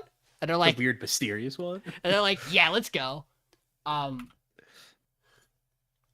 Weird subplot going on about the government, about a member of the government wanting to push through Charlie's independence and rights as a humanity because it'll let them do other things. I'm a little lost on the phone call conversation on what exactly the representative is getting out of this or wants. Political gain, I guess. I don't. Yeah, have I'm any not exactly. Like, it's not just about Charlie. It's about. But, like, then she's also like, it's it's actually kind of political damaging because like you're defending. I don't know. It's very weird. Yeah, I think that part's a little muddled and not as clear as I would have liked it to be for what they're trying for it trying to be the new kind of political stinger that comes out of this. Outside of teenage boy who supports terrorism, crazy character, which walks around with his phone background being the fucking terrorist organization's logo. Totally normal human being. I like that his big stand that everyone's having a fit about is he has like 3 pictures and like a little sign out in the courtyard. And so you guys could just like walk anywhere No, else. but those pictures have an animal and a gun on them. They're Oh my something, God. something. They're What so was- gruesome and terrible. Oh my god, we get the Bro, line. you're in pictures of America. We get Who the cares? we get the line this episode from Lucy where she's talking to Charlie and she's like, God, I hate these Mississippi boys. No, Missouri boys. Yeah, these Missouri Missouri boys. Yes, so we They're know all this should so take close, place such in close-minded Missouri. Missouri boys. I think it's hilarious. Like, I don't know if you. I assume you guys watched Giglik's video today about the anime of the season. Michael did. I did. Michael, you understand? Where it's like, it's a show in America. I wonder what's gonna happen, and then the building explodes, and then the same thing happens with Fate. There's a running bit the entire thing. Yep. Is anytime someone makes America. a vague America reference, there's an explosion on screen. It's peak. The video is great. No, I certainly don't think this show's incredible. I personally find it more interesting than Kunon in the current moment, and I find it a better quality show than the healer in the hero than I got a Hero's crush Party. on the healer in the hero's party. Does that mean that I don't enjoy one of those more than this? Still, probably. Like we'll talk about it at the end of the podcast. This is one of those odd things where it's like, you are a worse show. I can't sit here and say that on like a technical level you're a better show, cause you're not. But I have fun watching whatever the fuck I just watched. They didn't play baseball yet, so I'm out. That's true. Yeah, there's no Great Monkey Baseball. Maybe Monkey next. baseball. Maybe next week. I think I'm out. No, because I think if he gets a bat, they're gonna think he's assaulting children and try to shoot him again. We really gotta rein in this one cop who really wants to shoot. He really wants. He really. I saw that monkey. He didn't kill any children and defended himself and legally defended himself according to court and witness accounts. I don't get I it. really want to shoot this monkey because I he don't- almost could have killed a kid. I don't who get tried it. to kill him. He audibly heard one of our cops go, "Yeah, I'm gonna shoot him," and then he got real upset about it. It is He's crazy. like, no, I want to shoot him. It is crazy to have a girl go, "I am recording you. If you do anything, it will look really bad." At him go, "I will keep pointing my gun at you. In fact, I Right. might pull the trigger." God. And I didn't think this was the worst episode. I'll be honest. I didn't hate it. I also just didn't particularly like it. Yeah, episode was Um, fine. Charlie and the- Lucy are just fun to watch the two of them dick around because Lucy is a fucking a very strange character, God, and Charlie okay. just sits there and just is the straight man to everything. I don't know. I just don't care about Charlie unless Lucy's like on the screen. That is fair. I am slowly getting the point where some of the writing for this show, I'm like, wow, you're not trying at times. Like, you have the, like, I actually truly believe that a lot of the writing for this show is meant to make people mad. Like I feel like a lot of the stuff about veganism, a lot of the stuff about terrorism, and strangely enough, the conversation between Lucy and her mother, where for no particular reason, Lucy's just like, "Yeah, Mom, remove me from school, and then I'll stay at home, become a NEET. I'll just play video games all day like a loser." And I'm like, what a weird pointed directed line to throw out. Yeah, wow. I was okay with you guys shoving your vegan propaganda down my throat, but we're talking about video games and violence now. Now you're coming for the gamers. Gamers, rise up. Like for the gamers, the people who are watching this show, that's an That's interesting it. place to be going. That's it. That's Get where me- I draw the line. Give me that Batman clip where he says, "Gamers, rise up," or is it Static Shock? It might be a Static Shock clip. Gamer tries us. I'm gonna find- Static Shock in this household. I'm gonna find that clip. That's such a good clip. Do we have other thoughts about this, or do we want to just press forward? No, I think we covered Humanity. most of Monkey. Yeah, it is. It is Static Is Shock. is the next episode gonna start with Gail pulling out a gun at school? Who fucking knows? He certainly has the energy for it. I'm impressed you remember his name because I did not. You probably See, I remember it remember because I it got it because wrong. the one. Well, yeah, because I got it wrong, and anytime I hover over the screen on Amazon, they do the thing where they like show the character's name and the voice actor next to them. Mm. So like it's hard to not like notice that. Again, they also in the subtitles call him Gare at the end, not Gale, and I'm like, bro. Dr. Wywee. John. Tamon's. Tamon's B-side. So we're heading into the final sequence of this decide the center, and we find out that now Yuri is actually sick. Well, first we have the cut of her making it her 1,000 photo cards of her Oshi in support. This will be and important prayer. later. It's very important. And then we found out Ori is actually sick. So we find out because he hires her from the service to come clean his house, answers the door and goes, "You're here. So you're dating Tamon?" And she goes, "No. Ew, disgusting. Why would I ever do that? Why would you even suggest that? Terrible person. I would never do that." He goes, "Okay, bye." And tries to shut the door and she goes, I'm hired. I have to clean your house now. And he ends up like passing out because he's sick. And so she puts him in bed and cleans the whole house and puts a cold towel on him, like you do when you're sick. And she goes, "Okay, I cleaned your house. I'm leaving now. But anyways, thanks. Bye." So she keeps checking on him because the fever keeps bouncing around. And then Tamon starts to get worried because he hears that Yuri's sick as well because he knows that she went over there. And so he goes over and says, "Hey, I want to fight you at full strength. So I want you to get better." To which both of them work very hard. Yuri has them get put to work by cleaning their pool and stuff. We get shots of both the boys working a little bit too hard, trying to maybe impress a certain girl or something like that to win the center position. And they're both working a little bit too hard to the point where they both sing so much that their voices get worn out right before they have to sing as like the final competition.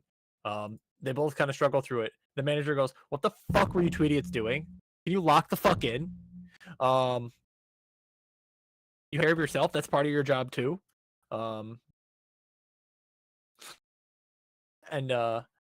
then we see our main girl, who Utage, who's like, "Ooh, something's off. I didn't like how that performance went. Something's off there. That wasn't truly him. So he's not feeling it 100%. This sucks."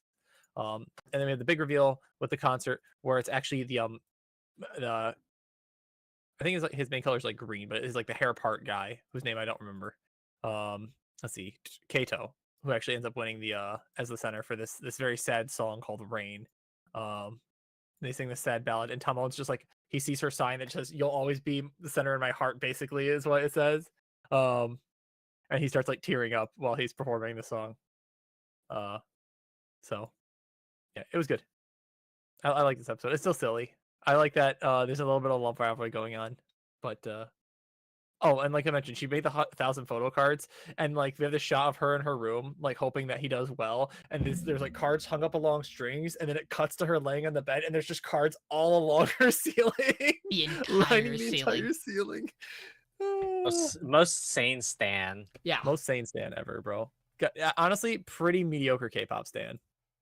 True. I know this is J-pop, But but J-pop, like, that's why, yeah.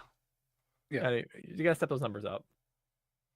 I like this episode. I am interested to see what they're gonna do with the idea that neither of them are the center and this other guy who we haven't really explored is now. I imagine that means he will be our new focus as like the next member of the group. Obviously with Tamon still being like the main one she focuses on. To see what happens. I'm interested to see if we're gonna build off anything with the manager, because she really seems to lock in on the fact that Tamon is crying in the middle of his performance, because of course that would be something she would pick up on. And so like I'm interested to see if we're gonna do more with her, because she does kind of seem like she's being built up to be like a villain kind of character for the show in some degree. I'm interested if they're going to actually keep him full on like as the new center, or if they're going to wind up kind of like walking it back to some degree. Yeah. I thought it was a good episode. I wish it was maybe a little less telegraphed that this was who was gonna win, because they certainly do show a conversation before before they do the last performance where they're all singing Rain. Like before they go out to each do it, and Ori and Tamon both bomb it, where he's like, yeah, I'm in second place, and it's like, oh, I wonder who's gonna be the new center. If Ori's not even in second right now, I wonder who's gonna walk out of here as the new center. But it's fine, the show's still cute, it's still funny. Yeah, also like we get a bit of the banter between the members when they're not in like show mode. Yeah. That was nice to get. Yeah, the episode's cute. These characters are just adorable. Utage and fucking Tamon are just two little beans that need to sit down and go, hey, I think you're cool. Tamon really needs to just say that to Utage to her face, but he will never do that. She will explode again. Yeah. She might not Yeah, recover. If he just spoke to her directly, she would explode. Yeah. Because that happens like 3 times an episode. And like literally explodes. This isn't even like a gag at this point. She literally just Real. explodes. Austin, do you have additional thoughts on Tamon? Yeah, I would kind of agree that that the ending kind of felt both telegraphed and a little bit flat. I didn't find myself enjoying like this particular episode as much as the others, partially because it's like this episode felt a little bit less like funny than the previous 4. Yeah. So it didn't really hit the same like highs as previous episodes did, so I found myself caring about this episode significantly less. I almost wish that like maybe that it was a little more telegraphed through some of the other like challenges that this other guy, I've already forgotten his name because he hasn't fully been introduced to us. But like I kind of wish it was more telegraphed by like seeing his performances throughout the other stages that he was doing a good enough job. And then that like instead of Ori and Tamon both blowing their voices out, that like it was just clear he did better, right? That like the two of like almost if more of the portrayal was like he understood the assignment and like the meaning of the song better than the two guys who are actually more just in it to compete with each other. Because I feel like that would add more to Ori and Tamon's rivalry of kind of making the point being, wow, we're like fighting for this center to show each other how good we are, when like, wow, we also should be focusing on like the group. Like this guy is better because he gets what the whole overall picture is for the group, maybe. That might be asking for too much. But I did like the Tamon Ori rivalry stuff we got. Though, oh my god, dude, you are sick. Stop playing with pool water. Jesus Christ. Also, she's just in the pool watching them like splash each other, and she's just like, I have died and ascended to heaven. Peak has occurred. Was it you, Michael, who was like, wow, there's definitely a lot of yaoi of this show? Yeah, like this is the story's big. This is absolutely a ship that's either just as big or not bigger than the main duo. In universe is probably this group. That's probably Oh, her yeah. fucking ship. She probably is imagining it right now. No, she ships herself with it. No, she doesn't, because she Yeah, she understands she's not refuses allowed to. She ships. He's God. You can't marry God. Can't ship. Yeah, Michael, don't be ridiculous. yeah. It's the god and the devil. It's Tamon enemies Kun is to God. lovers. Like I don't know what you want to do. Like it's auto lose. Yeah, and I do hope that next episode kind of continues off of where we are with Kato stuff. I think it would be neat to get this kind of be our in to have him be in a new main focus. Yeah. But also, you fucking knows. You could never every time we try to like predict a show, some bullshit occurs in the next episode, and we're just so off.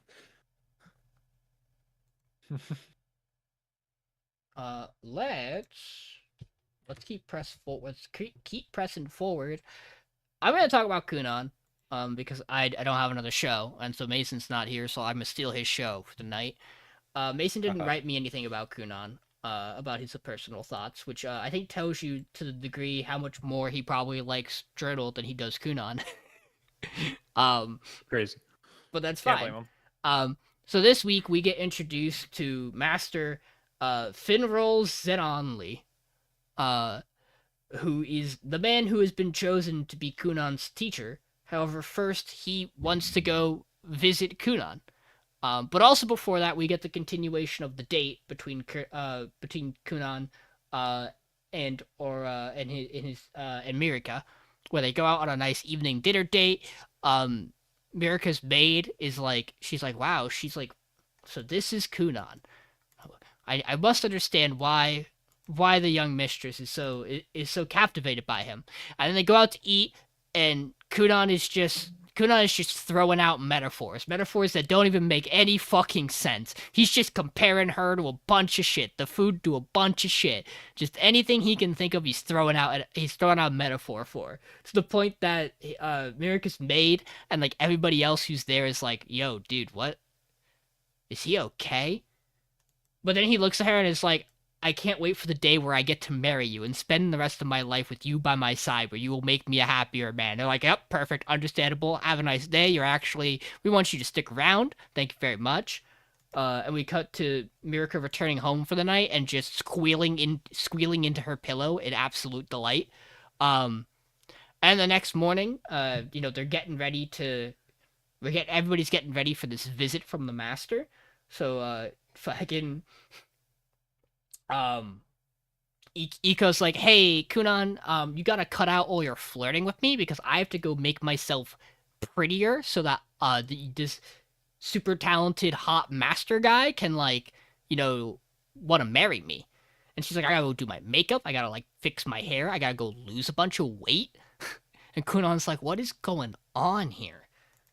Meanwhile, Mirika and Reisha are also getting ready to go visit. Well, Reisha's bringing Mirika to the carriage to go travel with Xianli, to go visit Kunon. And while they're there, they walk past two of the other sisters whose names I don't remember nor what number they are in the family. But they're essentially like, oh, Kunon, huh? He seems like he's slowly becoming a big deal. What about you? And they both the girls just kind of brush them off as like whatever. And then we get to, and then Kunon does his stuff where Mirika shows up out of the carriage, he flirts with her a bit, and then Xianli walks out and he's like, whoa, this man's magic is fucking honey. And he's like, Bro, what? his aura. He's like, what does that mean? And Kunon's like, I'm gonna call you Master Honey. And he goes, no, you're not. In fact, you're not gonna call me Master at all. Not until, like, you prove. But he's like, you're gonna just call me Master Xianli. That's my name. So like, please don't call me any weird nickname. Let's go see what you got, kid. And he's like, okay, Kunon, what can you do? And Kunon's like, so, like, I know how to layer magic to, like, the 30th something level. And he's like, that's cool, kid. I can go to, like, 40. I can go to, like, 50. And Kunon's like, that's insane. How do you do that? That's cheating. He's like, that's, like, incredible. Can you teach me that? And he's like, no. But I do have a question for you. How'd you get past, like, 20th level hurdle? Because, like, when you hit the 20, stuff starts to get crazy. And Kunon's like, well, like, I just thought about it like this. And Xianli's like, okay, that checks. But, like, how? And then he's thinking back to everybody who's talked to him about Kunon, and they're all, like, gushing over how insane his magic is, but in really crazy and weird ways, because, like, they're caught up with the waterbed and, like, the skates. And he's like, and he's realized, he's like, so this is why everybody wanted to teach this kid, is because he's actually, like, a prodigy. And it's like, no, they think his magic's fucking dope as fuck. He hasn't explained to any of them that he knows how to layer circles of magic yet. And so Xianli's like, okay, here's the deal. I will be your master if you can destroy this earth wall. And he summons an earth wall. And he goes, now, I'm gonna let you try this, but I'm gonna need a place to sit. I hear you make sick-ass waterbeds. Please make me a sick-ass waterbed. And Show me the waterbed. And then Xianli falls asleep on the waterbed because we learn he's a very eepy boy all the time. so much so that he is too much extra work. And so Kunon's staring at this wall, and he's like, wow, this wall is absolutely masterfully crafted with, like, multiple layered spells. Like, this is, like, a wall of, like, the 44th degree. America's like, are you gonna be okay? And Kunon's like, yeah, no, I already figured out what I'm gonna do. We should, like, have tea, though, because, like, he should be awake when I destroy the wall. And so they just wait for Xianli to wake up, and he's like, oh, the wall's still here. Have you given up? And Kunon's like, no, are you ready? He's like, sure. And then Kunon just uses bubbles on it to clean it. Melts the wall. Just dissolves the wall by cleaning the dirt off it. And Xianli's like, now, why'd you use that spell and not Ori? Because Ori is your spell. Like, that's the thing you're good at, right? And Kunon's like, yeah, but, like, this was easier. Like, this is just logically the simplest way to deal with it. And Xianli's like, that's fucking incredible. That's exactly how a mage should think. You're hired. He's like, oh, thank you, Master Honey. He goes, no, you're not gonna call me that. We have to cut this right here. America's like, whoa, congrats, Kunon. And Xianli's like, hey, you should be careful about getting so excited for him, because he's now my student. And that means all the women are gonna want him. And are you gonna be okay with that when you're just the 9th princess? And, like, America starts to have an existential crisis about it. And Kunon's like, hey, don't talk to my fiance like that. And Xianli's like, yeah, sure. Whatever, kid. No, this is completely fair. And then we end the episode with Mirka, like, thinking on it, where she's like, what do I gotta do now to become important enough for Kunon? My headcanon that she's about to go kill a bunch of people. She's about to go make some political movements. She starts executing people on, like, the lawn. The episode's fine. The whole entire episode is interacting with Xianli. He's fine. I'm not particularly thrilled by him in any sort of the means. I don't find him to have won me over as a character.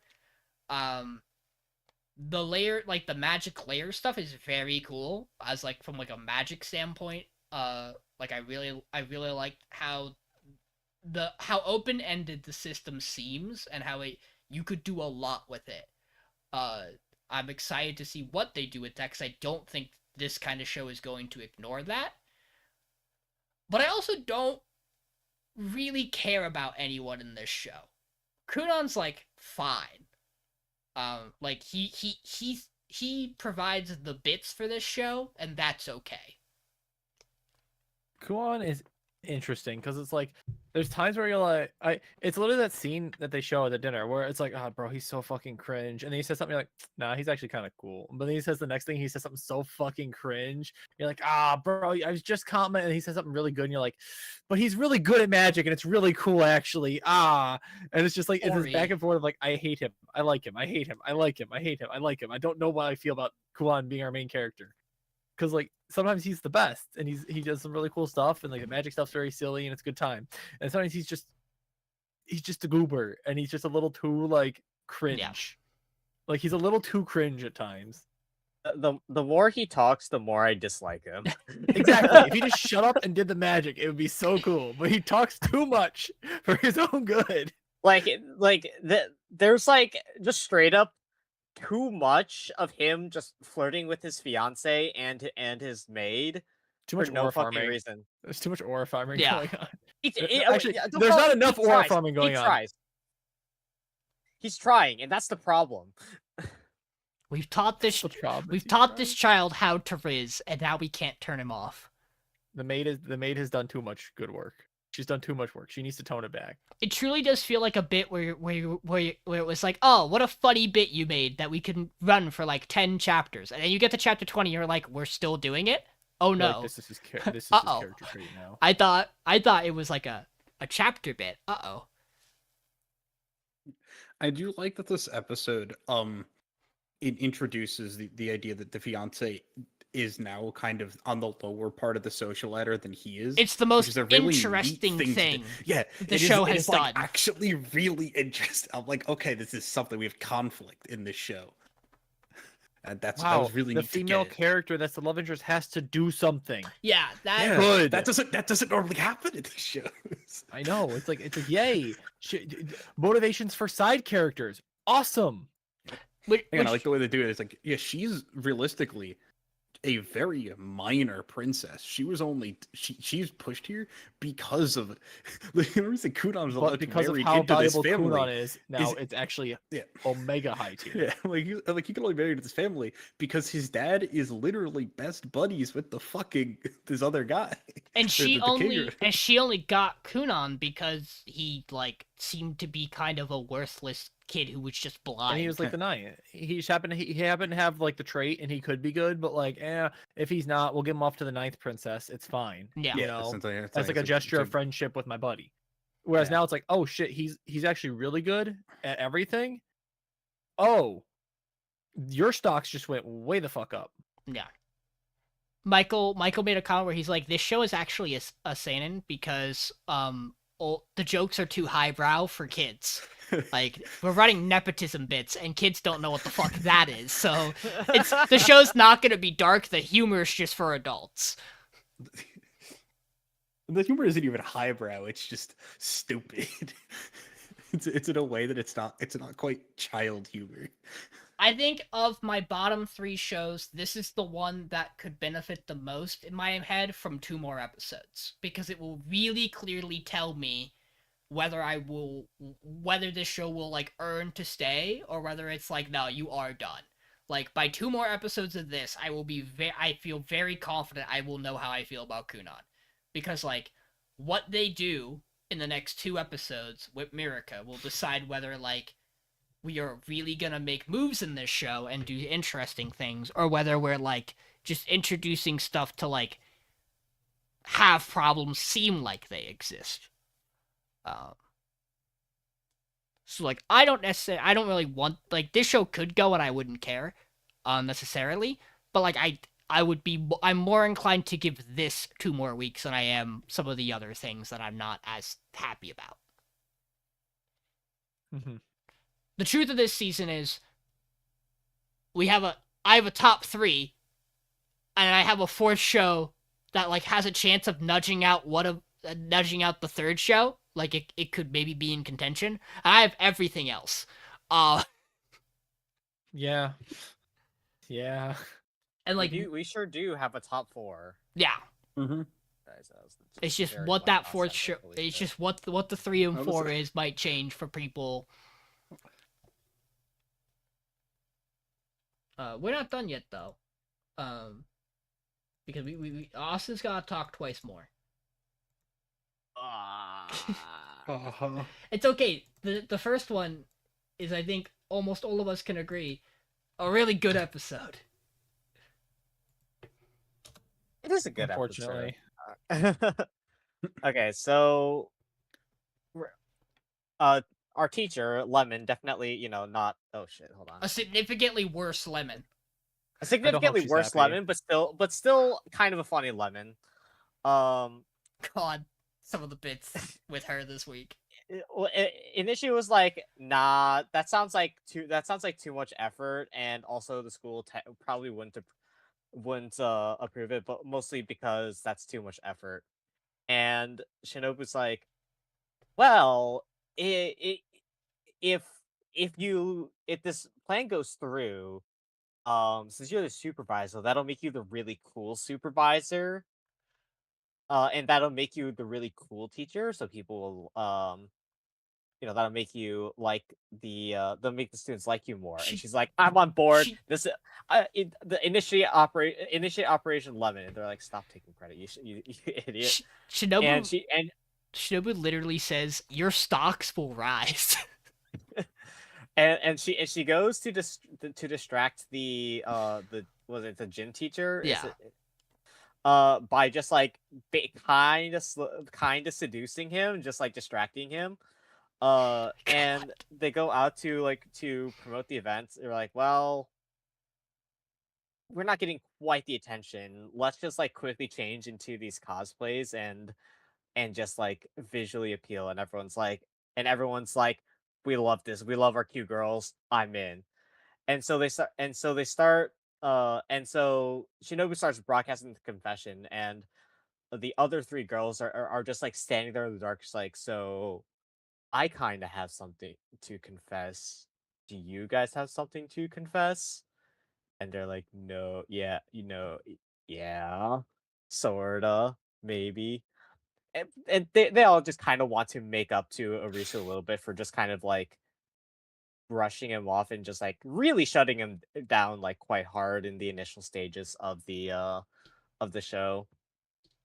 And then the PA system goes out because nothing can ever go right.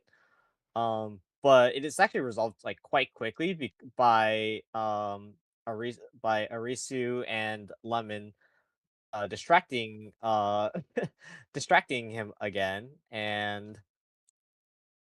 Stealing his megaphone.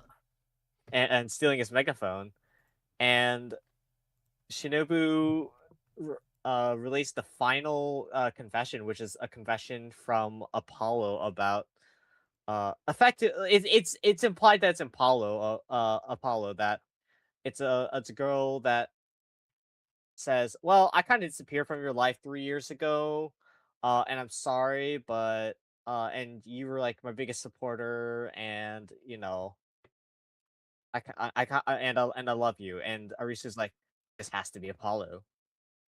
It has to be Apollo." So eventually Arisu runs over to the club room, and speaks with Apollo through the string phone and invites him into the broadcast, but they just like chat a little bit basically. It's a good episode. I think it's like a pretty reasonable resolution to how they're each doing like each of the girls like individual arcs, and then Yeah. just like, okay, we are all like, they're all just like brushing Arisu off or just kind of being a dick to him in a different way, except for Shinobu. Shinobu was kind of chill with him the whole time. Um, and then all of that resolving into like I'm wanting to just like say, well, sorry, buddy. What I really like about the end of this episode, because that's like the highlight of it, in my opinion, is that we all but like there is, I guess, some room for doubt, but almost assuredly is Apollo not Shinobu. Um, like it is like there is a chance that the knock at the door and what was said to her, like, can be ignored as like a fake out, right?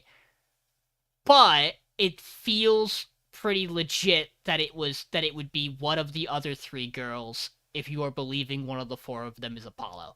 Um, and that works really well because of the four of them, Shinobu feels the most like she is down bad for our main man. So like you don't really need her to be Apollo. I Well, also I don't know. Nene is probably the most down bad for our mans. well now, yeah. But like without any additional like work, Shinobu felt the most down bad for him to begin with. Um I also Fair. think that I'm really interested to see if they are going to follow through with revealing her. Because that'll be interesting. Well, Michael and I talked about this. You could do it because you've established all four girls now like him, and so now the dynamic doesn't have to be he is interested in them because one of them is Apollo. Now the dynamic can be he knows who Apollo is, even if it's not one of the four girls. And now the idea is it's the girl's turn to chase after him. And like that works. You can do that. It could work. I just think it kills his entire motivation for being with the other four girls because this is his whole goal to begin with. No, because he promised that he would still help them all achieve their goals, and a man of the Yamabuki family does True. not break his promises, so he has standards True. that he has to uphold. Okay, fair. Nope, that's a good call. Good call. Like the show No, I'm all in. has set itself up where like this entire premise and structure is very interesting and engaging to me. I really like what it's done.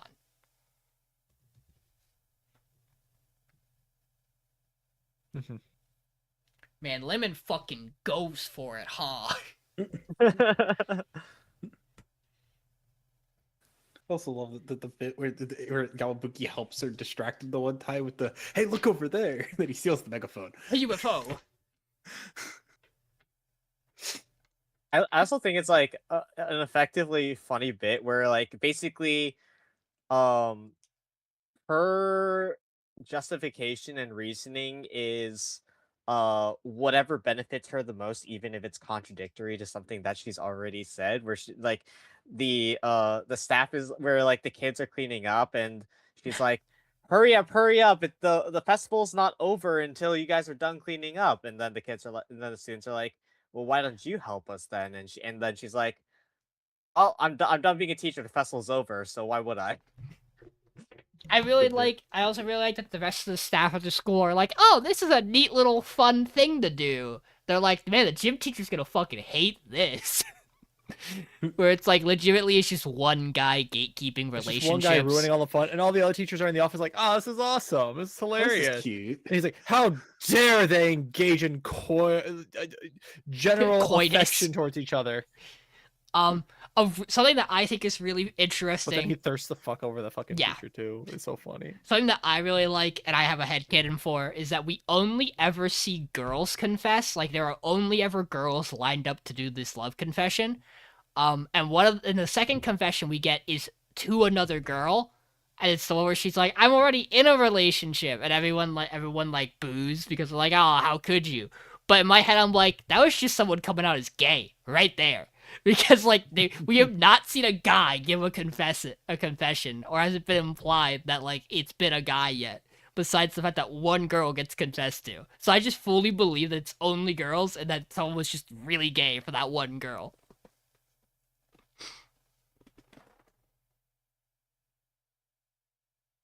What a crazy thing to do, by the way, to be like, if you know who this is, come meet me. And it's like, what if you show up and it's not who you were expecting? Bro, that What if dude's so they're just, cool. what if someone's just wrong? Yeah. I saw the first one. It's like, yeah, I'll stand up. Yeah, I'll get a girlfriend. And the next one's like, sorry, I have a boyfriend. Elbozo.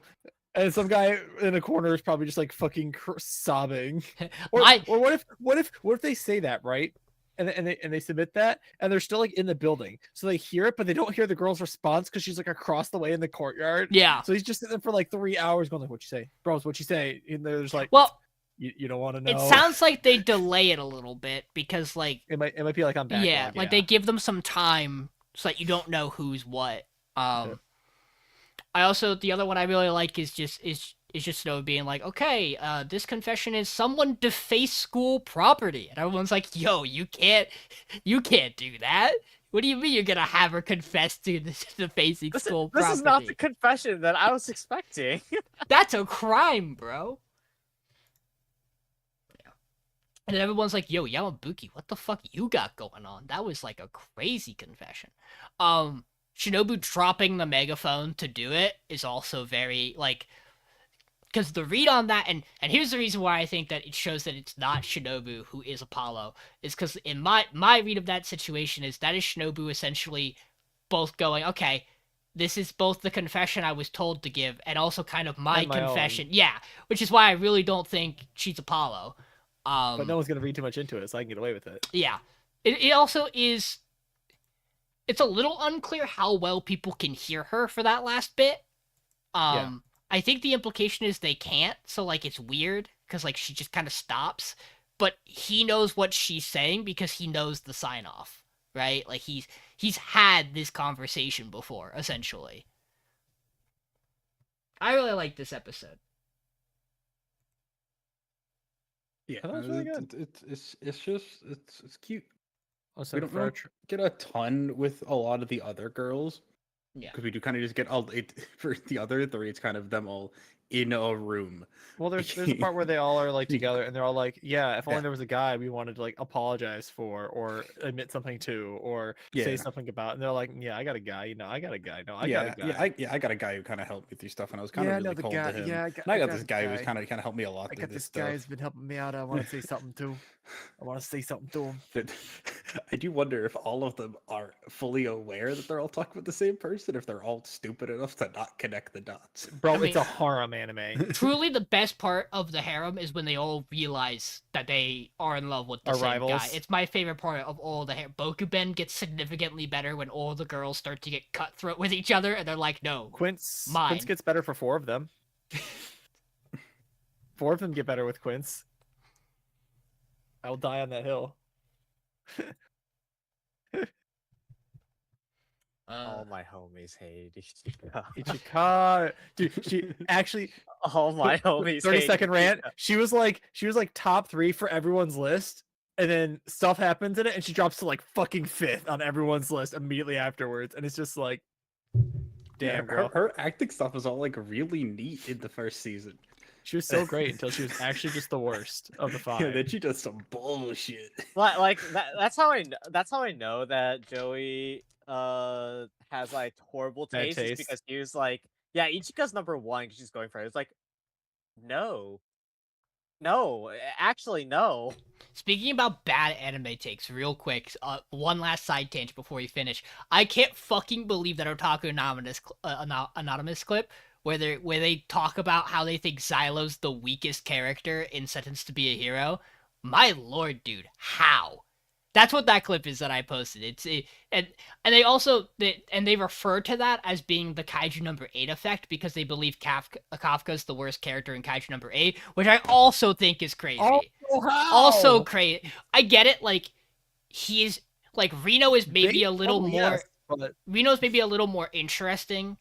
But like I just think they don't find the like Kafka and Mina's dynamic to be like an interesting and captivating premise, because to me, I see an old guy who has a childhood friend who he wants to aspire to be, and I'm fucking down for that man to accomplish his goals in life. But like I can't Xylo I don't get. Like perhaps it's because he can feel a little cookie cutter. But in my mind, I'm like, what makes Xylo so fun is that he is like kind of your standard typical like knight archetype character, but he's got that edge to him. His blade's finely sharp, and I love that. It's like he's one of those characters done in a way where I'm like, if you didn't have like the level of like I feel like the author knows exactly how they're writing Xylo, and it's all intentional, and it's great. Like he's edgy in a way that is enjoyable. Yeah, I can't imagine being that wrong. But what is anime opinions if not always wrong when they're coming from someone on YouTube? And that's coming from someone giving an anime opinion on YouTube.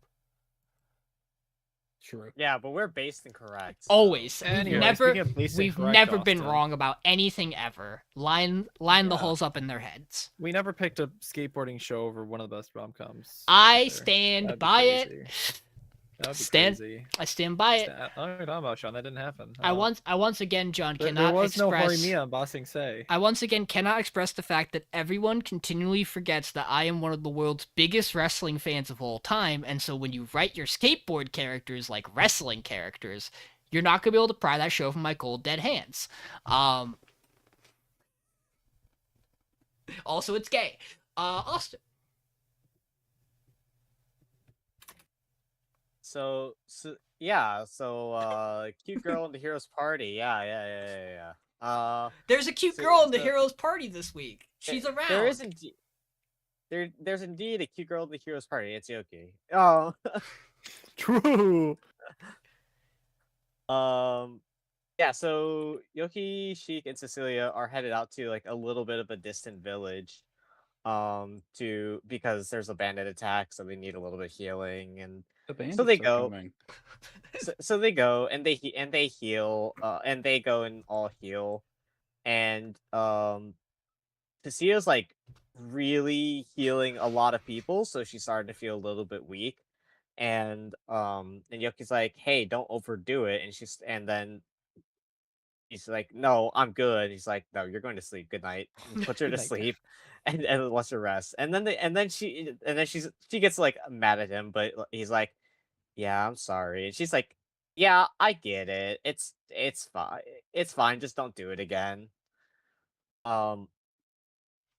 And they're asked to go out, and then they're then asked to go out to the home of like a young, like probably like 8-year-old, 8 to 10-year-old girl that's like very sickly, and they get there and she just can't shut up. And like between like hacking up a storm, she just cannot shut up about this supposed guardian deity that has saved her when multiple times, including when the bandits just came. And they're like, "Oh yeah, take us to this guardian deity." And then Sheik and Yoki are like, "That's a gargoyle." And the gargoyle attacks them, and it was like, "Wait, you're not here to kill me?" And they're like, no, you attacked us first. Actually, we're just here to see what the hell she was talking about." Um, and so they decide to leave him be, and then they go back to the village, where Yippee bandits are attacking. So they drive away the bandits, and then notice that like from the direction of the little girl's house, Teal, is her name. I forgot her name's They see Teal. smoke, and they're like, I sure hope that there are no bandits going there. She go deal with it while we clean up the rest of these bandits here. Um and uh and they clean up the bandits. They're like, well, Sheik's taken a while. This is a little bit unusual because it's established quite early on that Sheik is actually quite strong. Um, he's been kind of beating ass. And they go there, and there's this guy that's just like kicking the shit out of Sheik, while the gargoyle is like protecting Teal with both of his wings cut off and soon to be one of his arms cut off. And he's just like actually just trying to cover Teal. And Yoki's like, "What the fuck? Who the fuck are you?" And this guy is apparently a hero from the neighboring kingdom. Except he's not really, he's like a hero in name only, because he's kind of just a murderous maniac.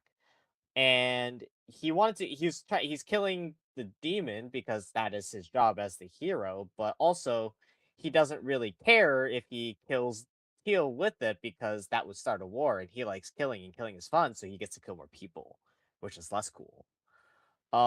So he has this magic sword that um is more like an anti-magic sword, and it just uh absorbs all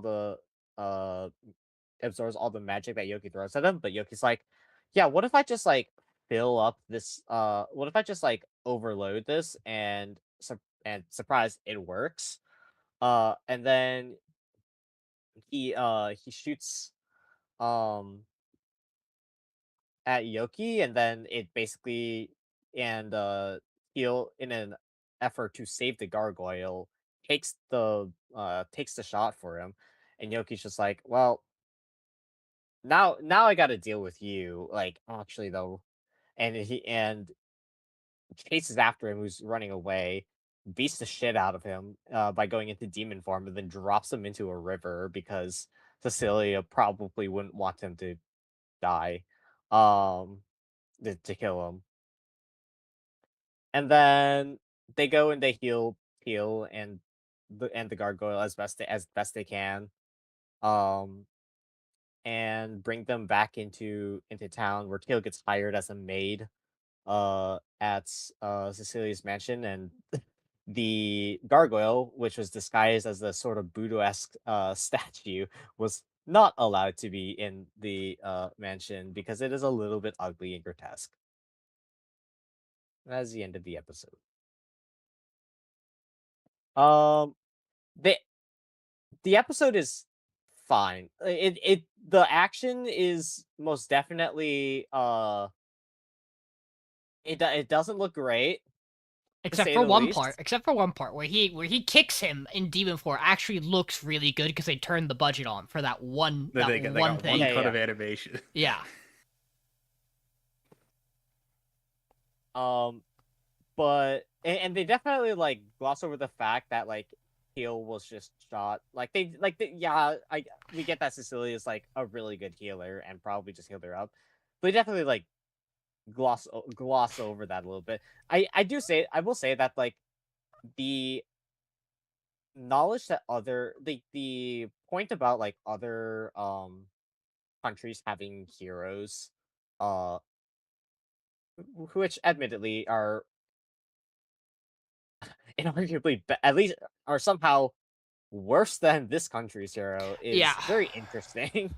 I Um, wish his magic absorb thing was less the sword and more his hero blessing. Because like our hero's blessing is that like he stumbles upon like the pervert scenes all the time accidentally. Like that's his whole thing. Which I sometimes forget about until it just pops into my brain because I remember that is the gag he has, is that he just keeps accidentally getting lucky with women because he's a pervert. That's like his hero skill. And it's like, so it would be neat if like this guy's hero skill was like he had a level of like his was an actual competent ability, but instead it doesn't. Well, we don't know if he has one or what it is because it's just the sword. Um, I think like from a show standpoint, like some of these things are interesting, but I am overexposed to this genre, so none of it is new. Um, so I'm watching it not look great, and it's all things I've seen done before in a setting and story that feels a little half-baked on the fantasy side of things because it's pushing more for the romance between him and Cecile, which is my favorite part. I'll give it that. I really like the two of them. And like I enjoy the more slice of life side. Like I'd rather this show actually avoids doing a lot more of like the traditional fantasy politics stuff. Um, because like I don't really, I don't think it has the right appearance and budget to really execute it well. So I hope for this show's sake, it doesn't do a lot of that. But like even like Teal coming back to the manor and like being like integrated into like the larger web of characters with like a pet gargoyle, like with like a weird like non-humanoid like thing with it as well. Like I have seen a lot of all of this be done before in this medium and in this genre in particular. So this show's a really rough sell for me. Besides the fact that it is still a fun time to fuck around with. Like it is fun to watch this show not look good. Yeah, the show certainly does have the issue one could call being bad. Like as we said, the show fun, yes. These characters, part of the charm of the show is kind of that it isn't particularly well done.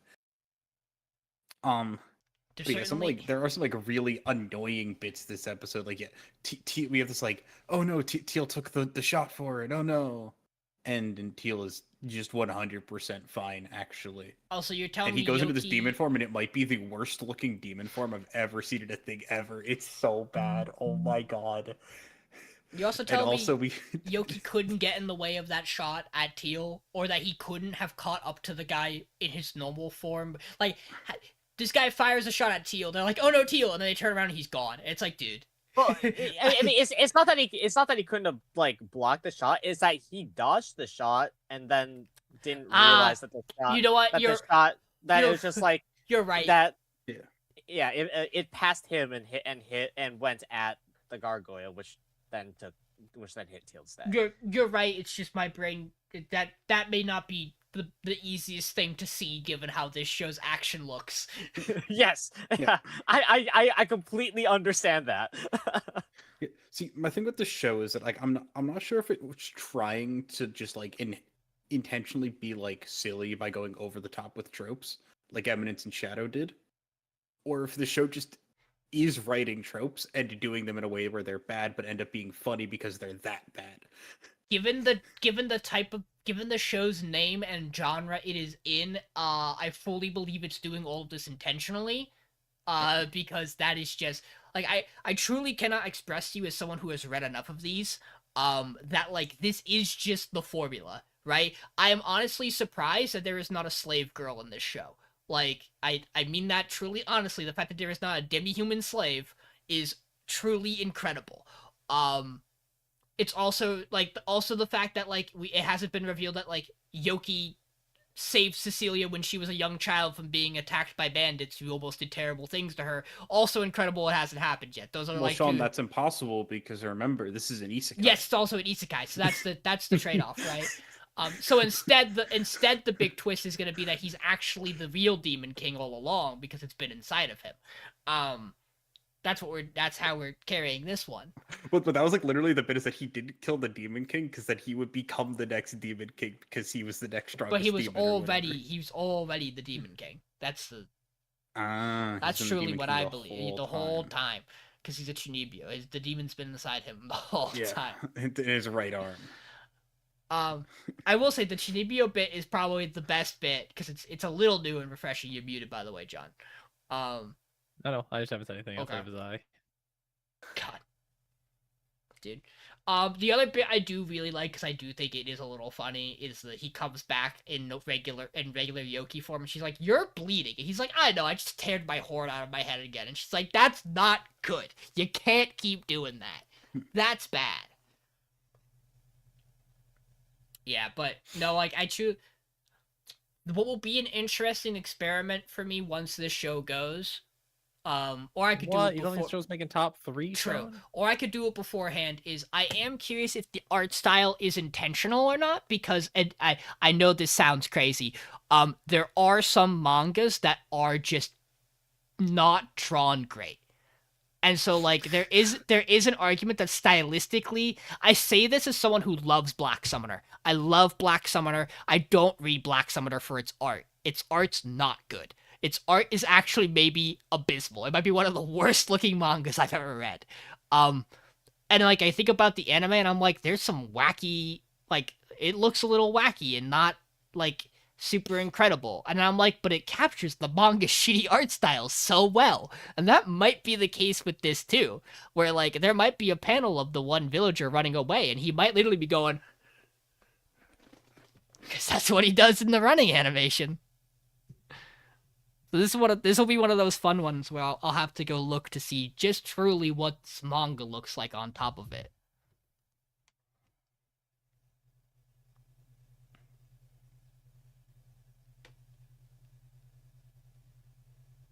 Yeah. Hold on, I want to Good, go. Well put, Sean. Well put, Sean. Oh, dude, I'm so. Hold on, wait. I can get you this right now because like, it's crazy. Hold on.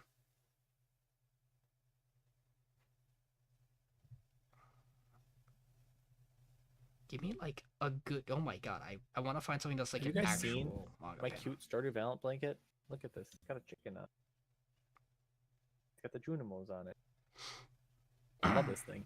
Awesome. I think we got it at Youmacon last year, not this past year. Yeah, look at all the cool little starters. Fun.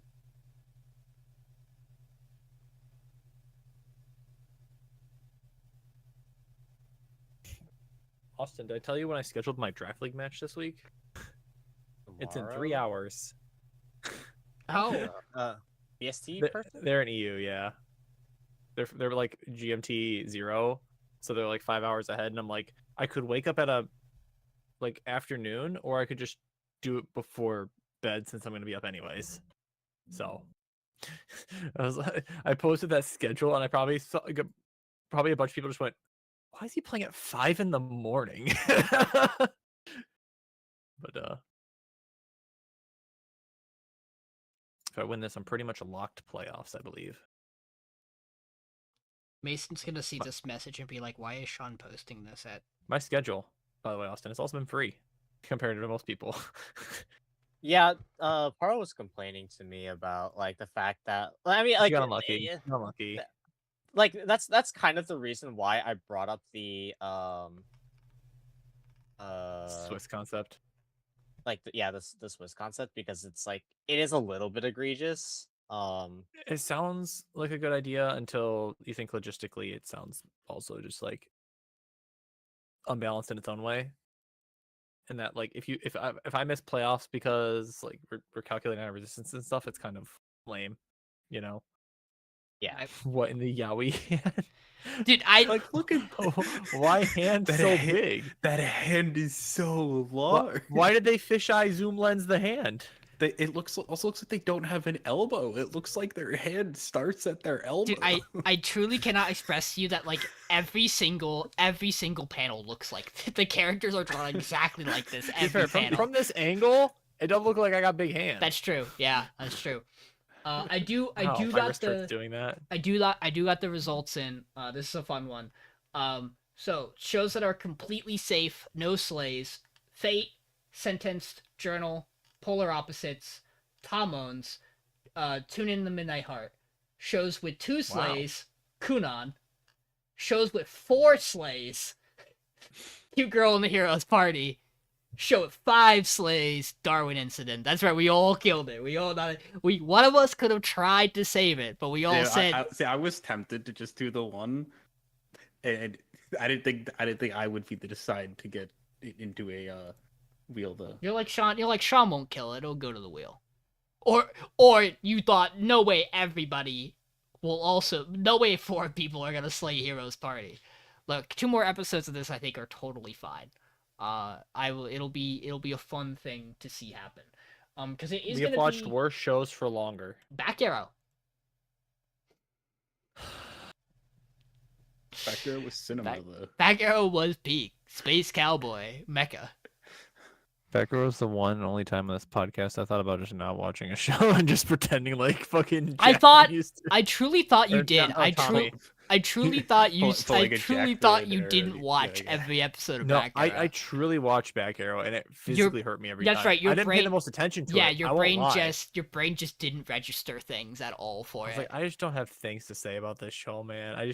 The interest level wasn't all time ATL, all time low. You know what's crazy? Is that also the season of Other Side Picnic? No, Are you sure? there's no way. There's no way.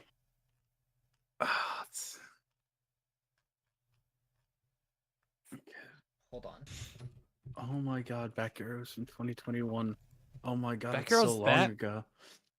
That feels It like was not winter that long. 2021. It started 2021. You guys want to feel old?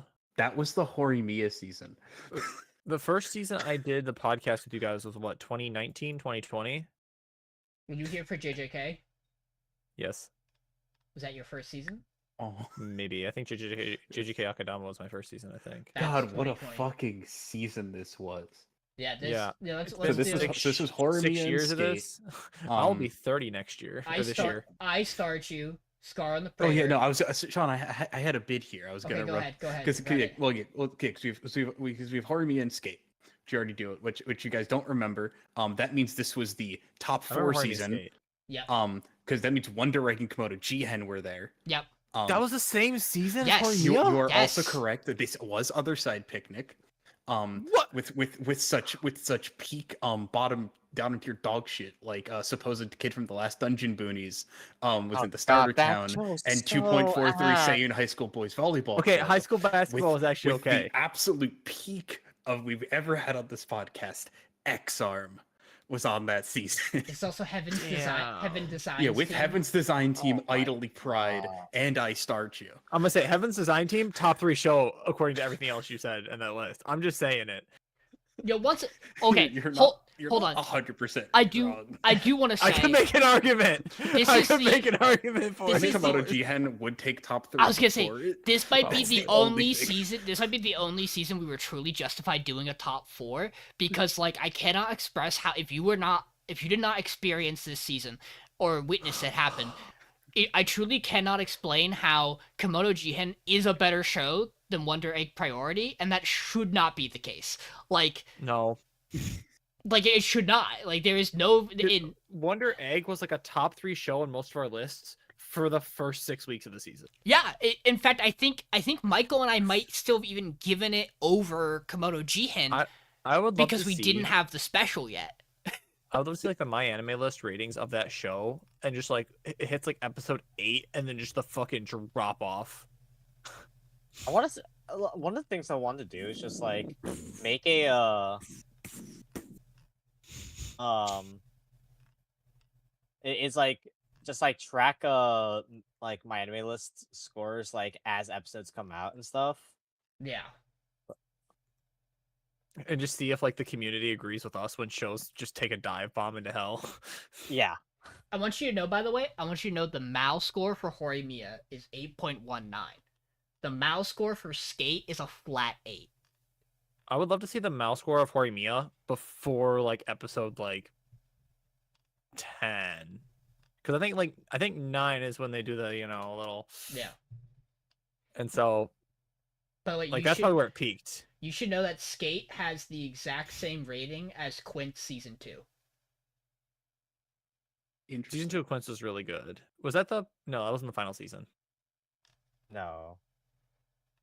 Also, I don't know if it got a third, but I know they've also done like 3 movies. Quince 2 is where we hit the point where everyone admits they like him, I think, and Dude, then it's on. this season's insane, by the way, because like you have, like in general, because you have peak shit like this is the first part of Jobless, this is the first part of the final season of Attack on Titan. We punted. This is season 2. Well, we couldn't watch any of this besides Jobless. But I think we were very unsure if we wanted to put Jobless on the podcast because Another isekai. We knew the nature. At least I did. The nature that Jobless is ecchi. Yeah. Yeah. I didn't. It's not This even the is- fact that it's ecchi. There are like other parts that I would Yes. be much less surprised if you were turned off by. Yeah, this is season 2 part 2 for ReZero. This is season 2 for God, Slime. Sick. This Wonder Egg is arguably not even the biggest bomb of the season because this is Promised Neverland's second season as well. It might That's right, it might have the worst because Cloverworks score. was all 3 of those, wasn't it? You are correct. Oh. Yeah, Wonder Egg's so awesome. It's because like you could tell the person had an idea for a story and then forgot that stories are supposed to have an ending at some point. Yeah, Wonder Egg is like the coolest setup a show has ever had. It tells And a they great just story. forgot The to do concept's something really with it. interesting. And it just It's, goes it's got that nowhere. Inception vibe to it, like. Truly Promised Neverland season 2 would be one of the worst things rated in this season if not for the fact that it also has X-Arm, Hortensia Saga. Scar on the Predator was that Yo- season 2, by the way. I Mhm. know. Is Wave Serpent Yappe's score higher than it is? Good for it. Isn't X-Arm like one of the bottom 5 rated shows of all time? in Yes, anime? it's a 2.87 on MAL. It has Fun a fact. 21 on Annulus. Fun fact: Scar on the Praetor's score is higher than Promised Neverland season 2. God, Good. fuck it up that Good. bad. You also have got even Gekidol, Gekka Idol or whatever it is rated higher.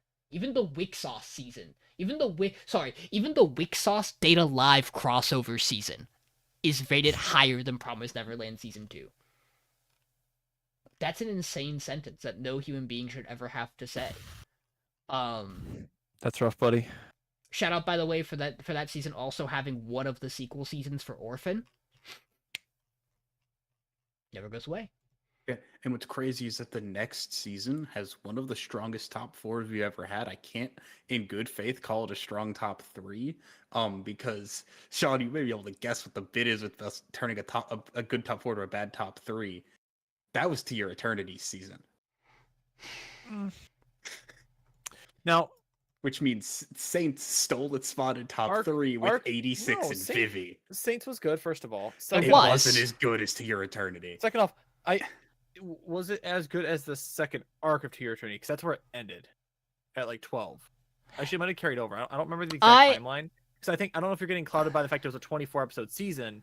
I haven't finished To Your Eternity. And where I didn't finish. I didn't watch anywhere past where we got on the podcast. But like thinking back, there's How do you know? I did.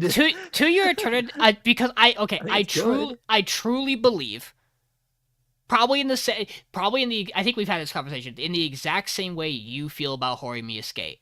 I feel about To Your Eternity and like almost everything else in that season, which is To Your Eternity has a level of production and quality to it that the other shows really do not in that season. Well, sure.